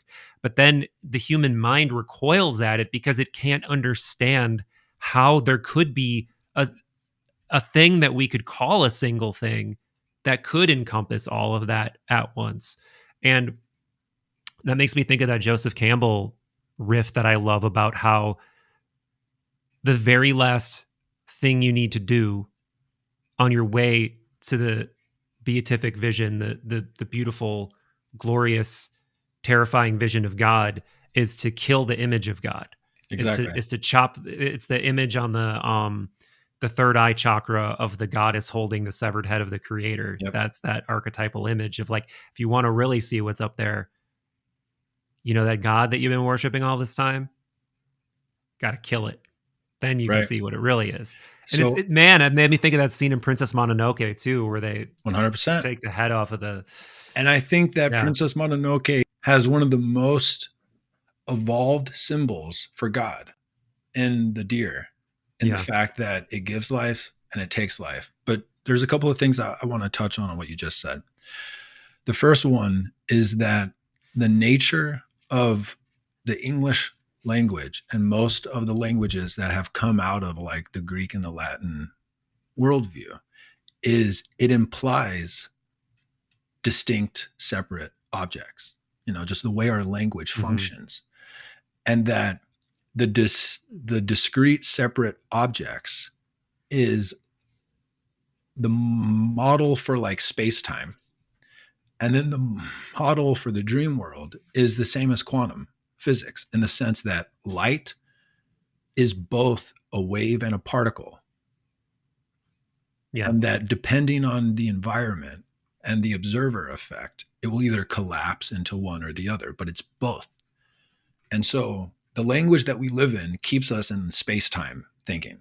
Yeah. The depths of what Jung was trying to get to is he was trying to help people see the dream world, which seems to mirror the same type of worldview changing transformation that quantum physics did to the first wave of researchers that started to believe in it.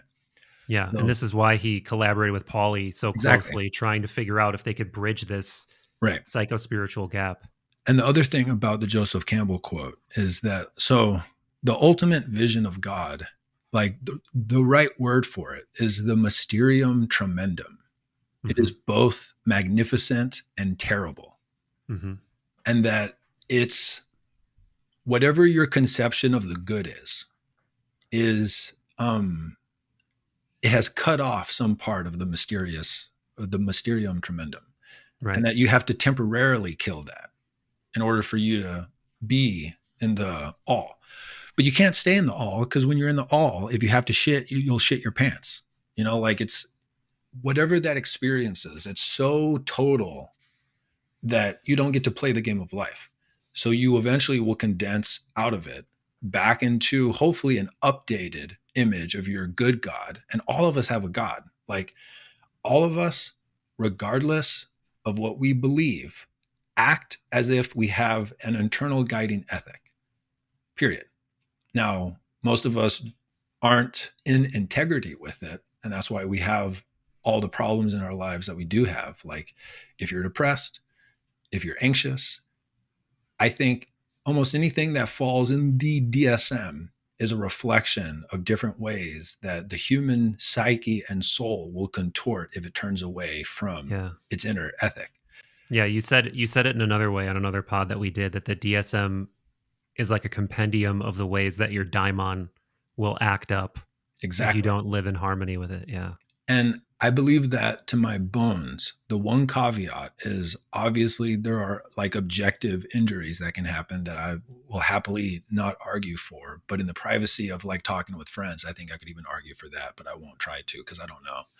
But for 99% of people who have anything in their life that is being transmitted through the lens of the diagnostic and statistic manual, I do believe that that is the case, and that it's an act of the DSM is a modern grimoire.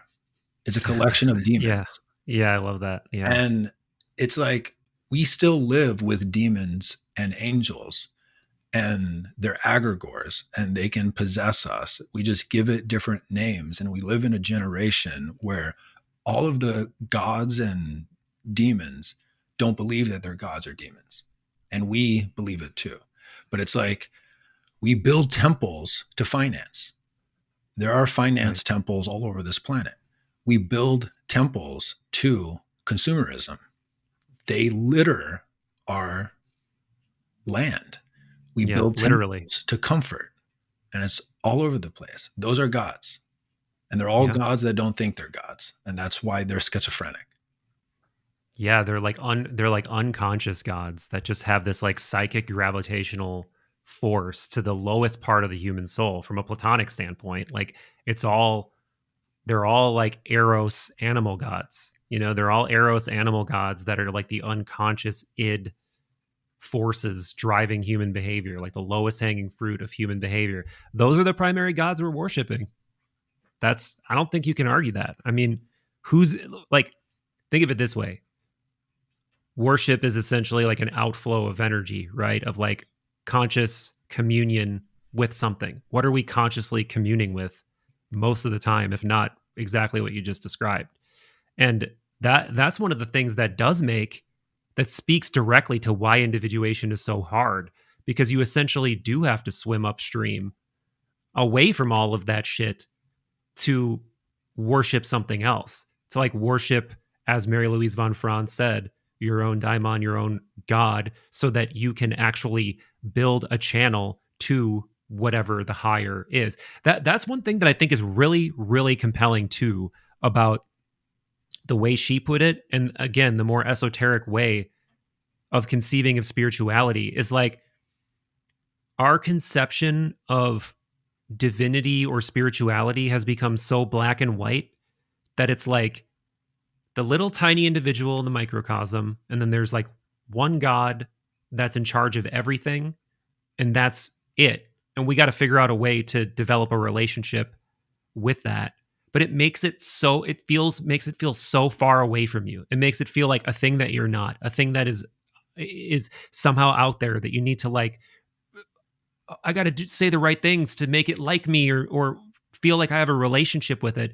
And this view, or the esoteric view, is no, you already have a representative of that with you, or a piece of that with you. And all you need to do is learn its language and learn how to communicate with it, and understand that you already have been communicating with it all your life. And you're kind of blind to it because you're so in it. And if you remain blind to it, you remain a neophyte. But if you learn the language and you start to have a conversation, now you're learning, now you're growing, now you're establishing that two-way communication between you and that proverbial star that we were talking about before. And that's just so much more appealing to me. And that's just so much more like alive. And the metaphor that comes to mind that I would offer as a replacement potentially for the individual and then the God way up there, and then trying to get that God to like me and bless me, is I think the situation is best captured, at least currently, in your soul is a landscape. mm-hmm. And in that soul, a seed was planted by the divine when you were born. Yeah. That thing's trying to grow. Your actions throughout your life are like a gardener or a farmer or the tiller of the land. That is the landscape of your soul. Yeah. And by the time that you get to the point where you can have the type of consciousness where you can recognize the game that is being played is, oh, that tree wants to become. Your land is littered with weeds. Most of the soil is dead because it hasn't gotten enough shit and piss on it to actually give it life. And but really it's overran by like invading weeds. And the invading weeds are the accumulation of the habits that you currently have that you are unconscious to, that do not support the becoming of your dharma. And so like the reason it's so hard is because it's subtle. It's subtle. And it would be so much easier if it wasn't subtle. But if you actually wrote down on your calendar what you did every 15 minutes for 1 week, you could look at your calendar for the past week and you could see, what gods do I worship? Yeah. And it's like, there's a God that you worship where you are voyeuristically judging strangers for 40 hours a week. There is a part of you that is like choosing to not honor the God of growing your health by looking at all the meals that you ate throughout the week. There is a part of you that worships resentment because the job that you have, you resent, and you're there 8 hours a day and you're not doing anything to start to transform that. And you can start to see what you worship. And those things that you worship are the plants and the weeds that you're feeding every day. It's like your consciousness every day is water to different parts of this land. And the two acts that most of us need to do, really it's three, but two go a long way. One is remove the weeds, start removing the weeds. And number two is recompost the soil. It needs the shit and the piss to give it back its fundamental capacity to grow. And then the third thing is water the right things. Like your dharma is an ecosystem. Like the practical truth of the individuation process is that you're going to, in this spiral type of dance, start to water 4 or 5 different plants that at some point will start to get a synergistic feedback loop on each other, that then there's this birth forward. So an example is like the job that you had that got you good with computers was one skill.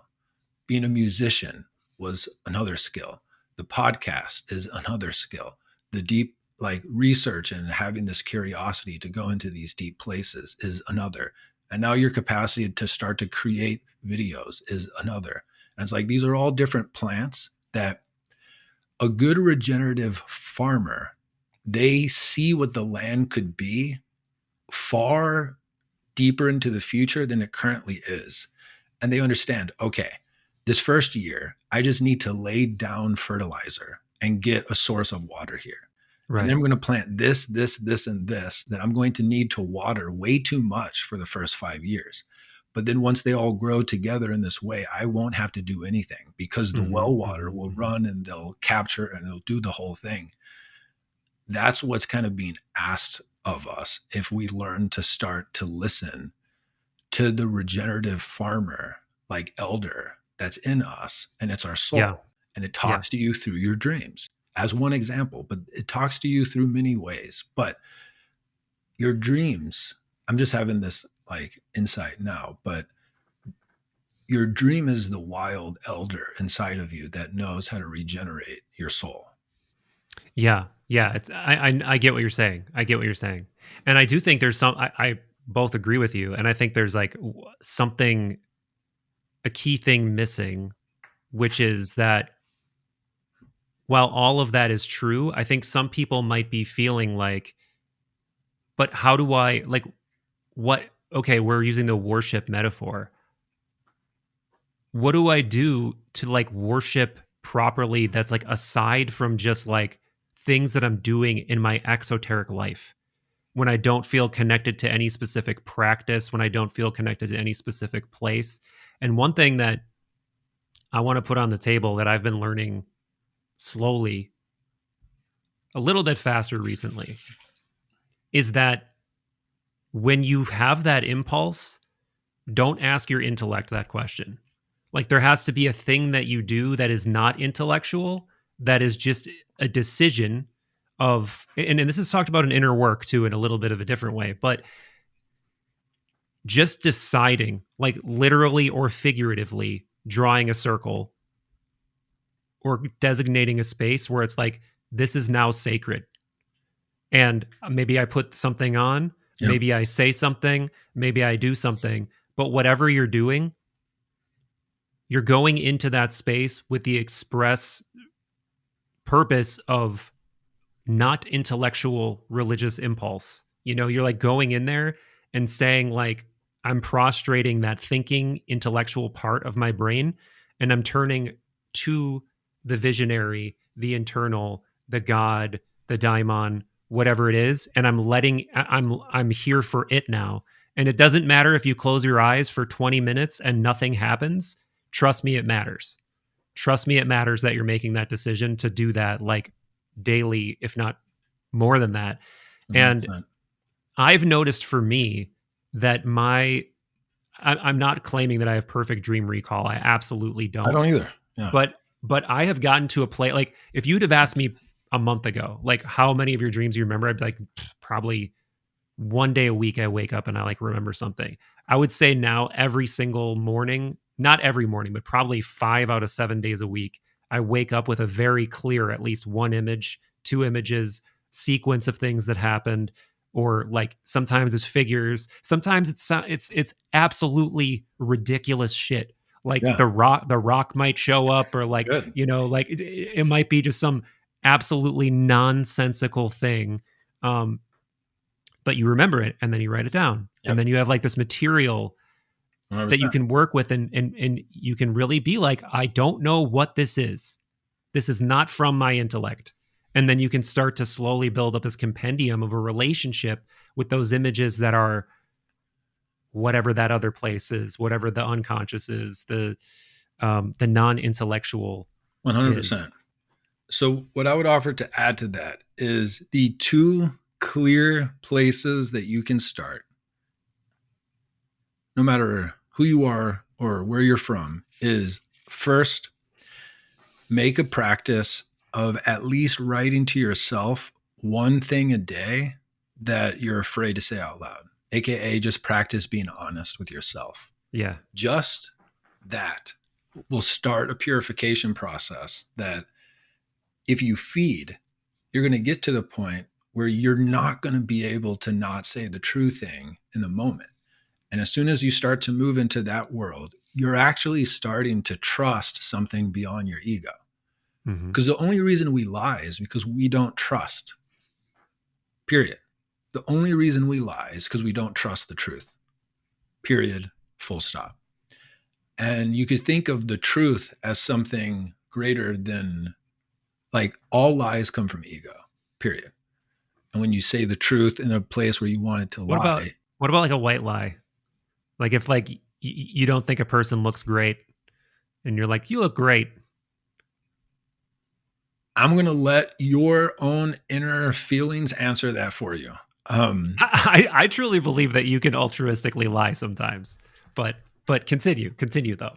Yeah, there are levels to the game. Start where you can, but I do think that there would be a level where the love that you have with your partner would be such where, one, they know they're playing a game and they know that you're lying, and the two of you are pretending like you don't know what's happening, and it's like, but there's a level that you could get to where it's like, what I'm attracted to in you is ancient and beyond what this outfit looks like, but that dress doesn't complement the way that you look. Right, right. And like, I'm not saying that I'm always completely purely honest, but I love the type of conversations I'm able to have with Caitlin where I can feel in the past I would have moved around this and I was able to just do it right there. Now, of course, there's caveats, but let's not get lost in the technicalities of how honest should I actually be, Eric, which is a fun game. But I just want to get this out of the way so the people in the comments can't bring it up later, and then perfect. You already addressed it. So, but the next thing is to make the commitment every day when you wake up to have the first action be either with a journal or with your phone. I actually have pinned my text conversation with myself at the top of my text on Apple.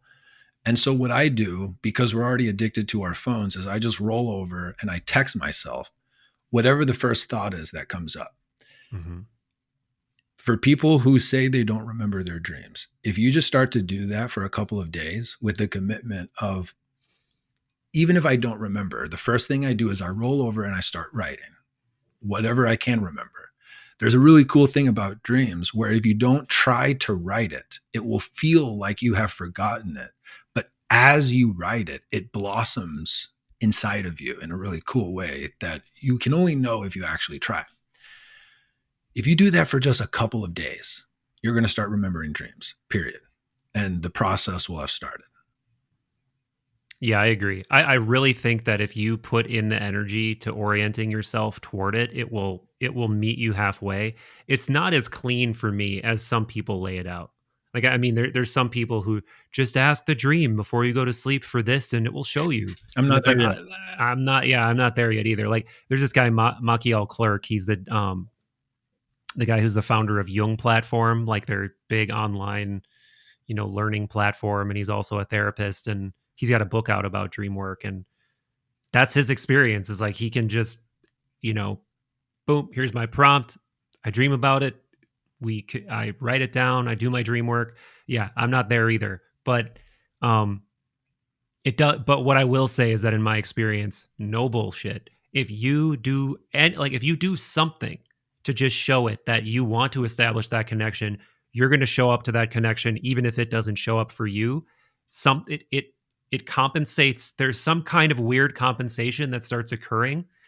And I'll tell you this too, man. And this is going to sound like some egotistical spiritual bullshit, but since I've started making time for meditation, ritual, and especially when I'm doing it at night, I wake up with some kind of vague sense of like, I spent the whole night being taught something. Yeah. Like I have this vague sense of like, I just got done learning a lesson. I don't remember a goddamn thing. I don't remember anything, but I have a vague sense of like, exactly I was being shown stuff and like shown where things go. And like, this is this, and this is this. And I like, it's almost like that other you behind, like the unconscious you is like learning something. And 100%. That could be absolute nonsense. I have no idea. No, so but it is something that I've been experiencing. A thing about dreams that don't get talked about a lot in the spiritual space because we're more interested in, the more esoteric aspects of what dreams can provide. And just to like say it emphatically, the most worthwhile thing I think you can possibly learn how to do is to learn how to communicate with your dreams, because there is an entity there that's millions of years old that is specifically interested in helping you become who you could be. And it will empower you in a way that nothing else in life possibly can. But to set that aside, people who have a high degree of proficiency at a technical skill, a lot of them talk about they will purposefully work on a problem the last 2 hours of the night. And I forget some of their names, but like there are people who every night, or at least multiple times a week, they will have specific technical insights on engineering or mechanics or whatever the thing is that they're working on, come as an epiphany through the dream, and they write it down in their notebook, and then it works the next day. And so there's a very practical aspect to like your evening hygiene of what you put into you that your unconscious will work with in whatever way fits into your individuation process where you're at. But it does both, like the practicals of like actual insights on things that work. And oh yeah, there's also a God that seems to be outside of space and time that at times can give you insights about choices, about things that haven't happened yet. And the other thing that's huge about starting to work with your dreams is that if you actually start to learn what projection is, and you start to really feel the texture of what projection is, working with your dreams for 6 months or a year will clean up your relationships with the people closest to you profoundly if you learn projection. So just as a quick example, if you have a dream that your partner is cheating on you, that says way more about what's happening inside of you than you having a premonition about your partner actually being unfaithful. Right. And if you start to work, like all of us are saturated in our projections of the people closest to us, and our projections, most of our dark projections, because there's also what I think it's Robert Johnson, but maybe it's not, but some Jungian coined the term the golden shadow. And the golden shadow are where you project the higher qualities of your like individuated self that you won't claim because of shame or fear or whatever. Right. And you put that onto the people that you idolize. So that's a projection too. But most of our dark projections are the echoes of our child-parent relationships. Right. And they're just all over the place. You have them with your partner. You have them with your boss. You have them with your friends. And starting to work with dreams and recognizing the symbols that those parts represent as inside of you, as aspects of you, can really start to clean up the messiness that we all have in our closest relationships because we have unintegrated projections.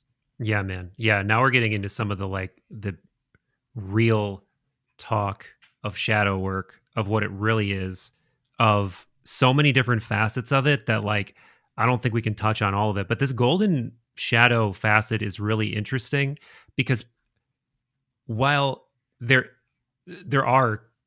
clearly treasure in the shadow, golden shadow also doesn't necessarily mean good, because an example would be if you become very enamored with someone, like you know what it's like to just long for that person and long for that person and just, oh God, I hope they call me. Oh God, I hope they text me. All that shit, that's shadow too. You're projecting something onto them that they're not. You know, it's that fucking Curb Your Enthusiasm, putting the pussy on the pedestal. That's not like, that is your shadow too. Like you're projecting like literally a sort of goddess into the 100%. world that does not represent that person. And it's not that that person isn't a goddess in the like colloquial sense of the term, but it's like you're actually stripping that person of their true nature by projecting something onto them that they're not. And that's shadow too. Just 100%. because it's positive and you're exaggerating positive aspects of the person doesn't mean it's not shadow. And that's hard to wrap your mind around at first. Yeah. So this is one of the things that when I share with groups, I can tell that like they're super interested in this and they want me to talk about it more. And like it fucks people up. And I don't know if I've talked about it on this podcast before, but Robert Johnson actually talks about this in his 3 books, He, She, and We. Oh yeah.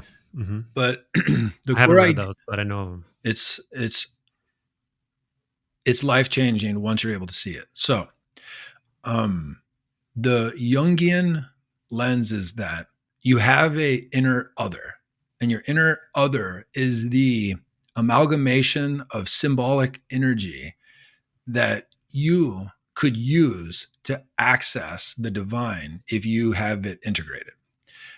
The contours of that inner other start with the primary caretaker of the opposite gender when you're a child. And what happens when we fall in love is that you can't help it. You Yeah. project that inner other onto the phenomenology of the person that you're falling in love with. And it's because the way that you conceptualize reality on like a Robert Hoffman level is that you have to Don Hoffman? Don Hoffman. Or Yeah. some okay. Yeah, Don Hoffman. Is you have to project an inner icon onto the swirl of energy to interact with it at all. Right. And the thing to appreciate here is you've been with you your entire life and you barely know what you are. Right. Yeah. So when you meet someone and it feels like you've known them forever, that feeling of having known them forever is a hallmark of the projection of your inner other. And that what happens is that for the first 8 to 16 months, you're able to basically fuck your inner other through the other person. And it's just like, it's the best. And it's just like, they're perfect. I just want to be around them. It feels like when I'm with them, I'm getting access to the divine. It's just, I crave it. And then for most people, after about a year and a half, there's a moment where it's like, you feel like you got tricked. They're not who they said they were. It feels like they were able to somehow pull the veil over your eyes. But what has actually happened is you've been able to interact with the truth of who they are enough where it's almost, imagine their consciousness is like the frame of a TV. If they have the right type of frame, you get to project your movie onto it. But as you interact with them, some of the pixels start to flip from your projection to who they actually are. Right. And just like an optical illusion, once a certain amount of the flipping happens, the whole thing clicks into place. And you're like, oh my God, it's actually an old woman and not that beautiful woman whose head is turned away. Like we all know that classical illusion. Oh, right. Yeah. Right. The moment that happens, that is the opportunity for the first time in the relationship to start to build an actual relationship with the other person. If you're able to begin to do the individuation work to integrate that projected other. And what it looks like to integrate your projected other is to fall in love with some type of artistic craft. That kind of like the essence of the end of his 3 books is that you have to create an inner temple where you house the god or the goddess that you've projected. And then you recognize it is actually the interface to your soul. And it's the thing that will come through you as your creative intuitions to then create and build things. And that the act of art making is how you maintain an intimate relationship with that inner other. If you're not able to do that, when the screen flips, you will either, in whatever way you have your own conscious patterns, you'll end the relationship. Either you will start to withdraw your eros from them and you'll just kind of like wilt away, or you'll cheat and you'll find someone new because your energy will start to leak. And then you'll find someone new and it'll be like, oh, this is it. This is the thing that I've been looking for. Right. They're the one. And then if you pursue it, the same thing will eventually happen. And Jung talks about there's a certain type of developmental trap where we can become addicted to receiving the projection of people's inner others. And he calls those anima women or animus men. And they're men and women who like, they need to have that type of projection on them to feed whatever wounds that they have. Right. So like if you're a woman and if you look at your history and you find that you're often the other of like a person who is in like a long-term relationship that's starting to die, you're probably addicted to that. If you're a man who is constantly like pulling women away from their relationships, you're likely that. Or if you're someone who almost all of your relationships are a year and a half or less, you're likely that. And it's like, we all have to go through. Yeah. Yeah. Yeah. And there's another just throbbing opportunity here to talk about like what ends up happening when you get toward, you start to get into that third stage of individuation, and you tire of the ego games and you tire of the persona games, at least the ones you've been playing, and you start to question, what am I doing? Like who am I in this relationship? Who am I in this job? One of the things that's actually a good thing is that archetypal energy starts to emerge. It might seem like it's emerging in the outside world, but really it's starting to emerge in your own psyche, and you're starting to project that out into other people, into other opportunities for relationships or jobs or infatuations with material or whatever it is, or spiritual. Like, this is the other thing that people don't acknowledge often enough, is like, oh, I went on one, retreat, and now I want to do that for the rest of my life, or I Right. want to be a shaman, or I want to be a whatever. And this actually is something, again, that all these people like Robert Johnson, like Jung, like Murray Stein warn against. Like, guess what happens the second you start to like make cracks in the persona? Archetypal energy wants to fill those cracks in and give you a new archetypally charged persona that you can wear for a while and be like, look, I'm a spiritual guy now. I'm in this new relationship now. I'm in this new vocation now. And now I'm satisfied. But guess what happens? It starts to crack again. You start to fill it again with more archetypal energy. And you keep playing this new game of trying new personas on that are a little bit more potent than what you had before, because you're not just playing the game of the outside world anymore. Now you're playing this new game of archetypal infatuation. And of course, that's another like core obstacle to actually individuating and actually contextualizing yourself. Like Jung has this quote about that the real work is to sort of stand at the center of the cross, like the center of the, and you can think of this religiously, but Yep. also metaphorically, of like, you have to somehow find a way to stand at the intersection of the ego and the persona and the inner, deeper archetypal parts of the psyche, and still be an individual, like still ford the river of all those forces and Right. still maintain your individuality. And again, it's so easy to see why so many people don't get very far on this journey, because like at every major initiation opportunity, there's an opportunity to like fall into delusion or new levels of unconsciousness, and Yeah. I don't think it ever ends. Yeah. I don't think it does end. And I don't think we would want it to. Like, I think a video game with no more characters to fight or go up against, what do? You turn off the video game. But Right. the two things I want to offer is whatever the new archetypical energy that starts to come through the cracks, in hindsight, you will have moments where you see the perfection of, oh, that part emerged so that I could learn this essential skill through playing that new role. And so I just want to offer that Right. you can trust it too. And the other thing is, you always have the capacity to wake back up. Yes. Always. No matter how far into hell or how far into forgetting or how far into unconsciousness, the bottom line is your soul will not give up on you. But the thing that's interesting is we have to learn the language of the soul, because it not giving up on you could feel like depression. It not giving up on you could feel like hopelessness. Yep. But that's its attempt to let you know, oh, the instrument is not in tune. It's not playing its song. That's actually the feedback of the instrument working. And that there's, and like, it's not just quote unquote spiritual, but it is spiritual if you have a large enough face of God to understand that the whole thing is spirit. Right. That taking care of your body is a Yes. part of being just like a fundamental 101 spiritual adept. Is it's like, what I eat is energy.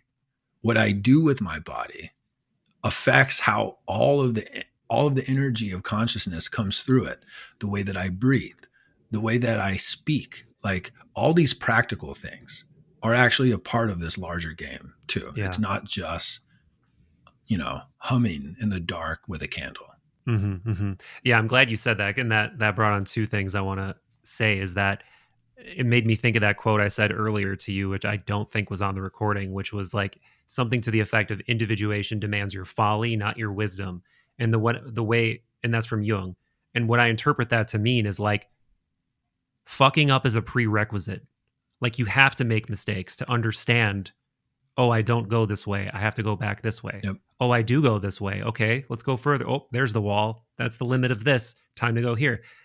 I'm pretty sure I was going to say, I think there's a meme that speaks to this beautifully. And I actually think it's one that James made, like a Words or Vibrations, where it's something to the effect of like, what spiritual growth, what we think spiritual growth looks like, what it actually looks like. And it's a straight line versus like a curvy, fucked up line. Yeah. It's like, that's really what it is. You have to screw up and course correct, screw up and course correct, screw up and course correct. That's what it looks like.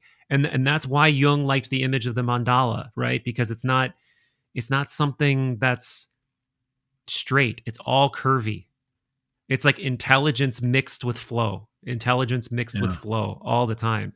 And the second thing is that's one of my actual criticisms, like before what I was saying, like how there are perceived criticisms, but I think that a lot of it is misunderstanding.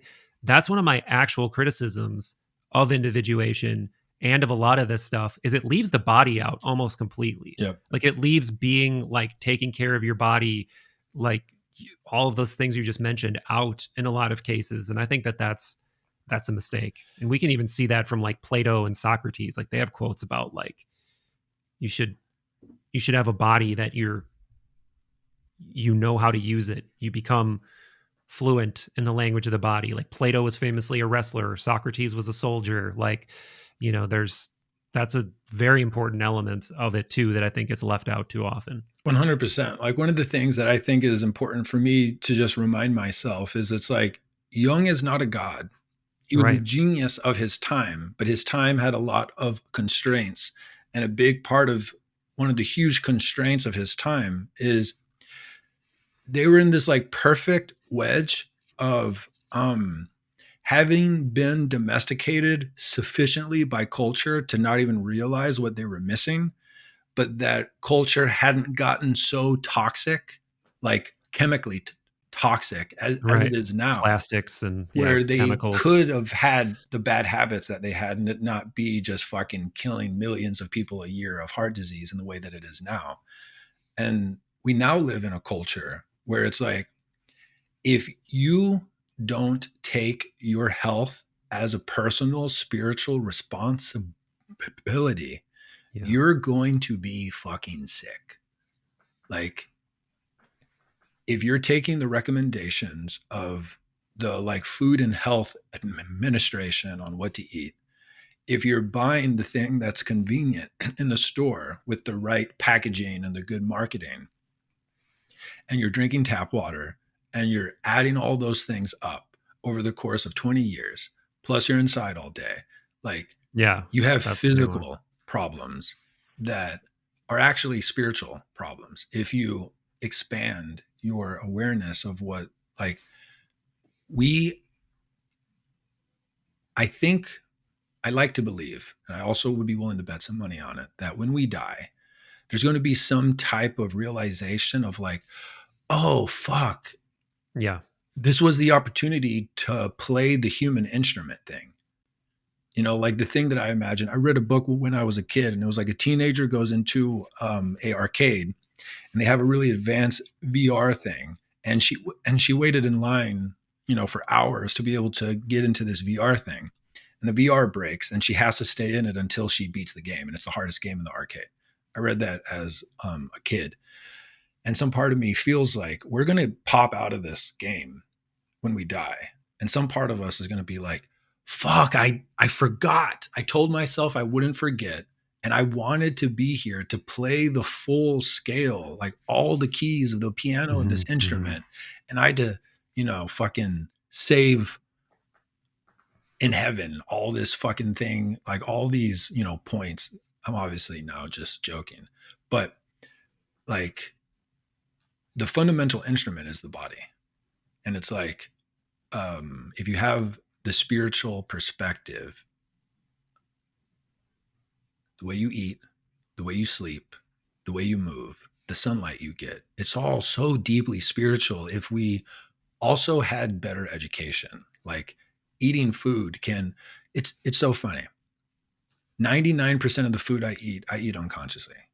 Whenever I stop before I'm about to eat and I close my eyes and I don't even think thank you. I just get into the posture Yeah. of thank you. I get goosebumps 90% of the time, every time I do it. And there's a part of me that's like,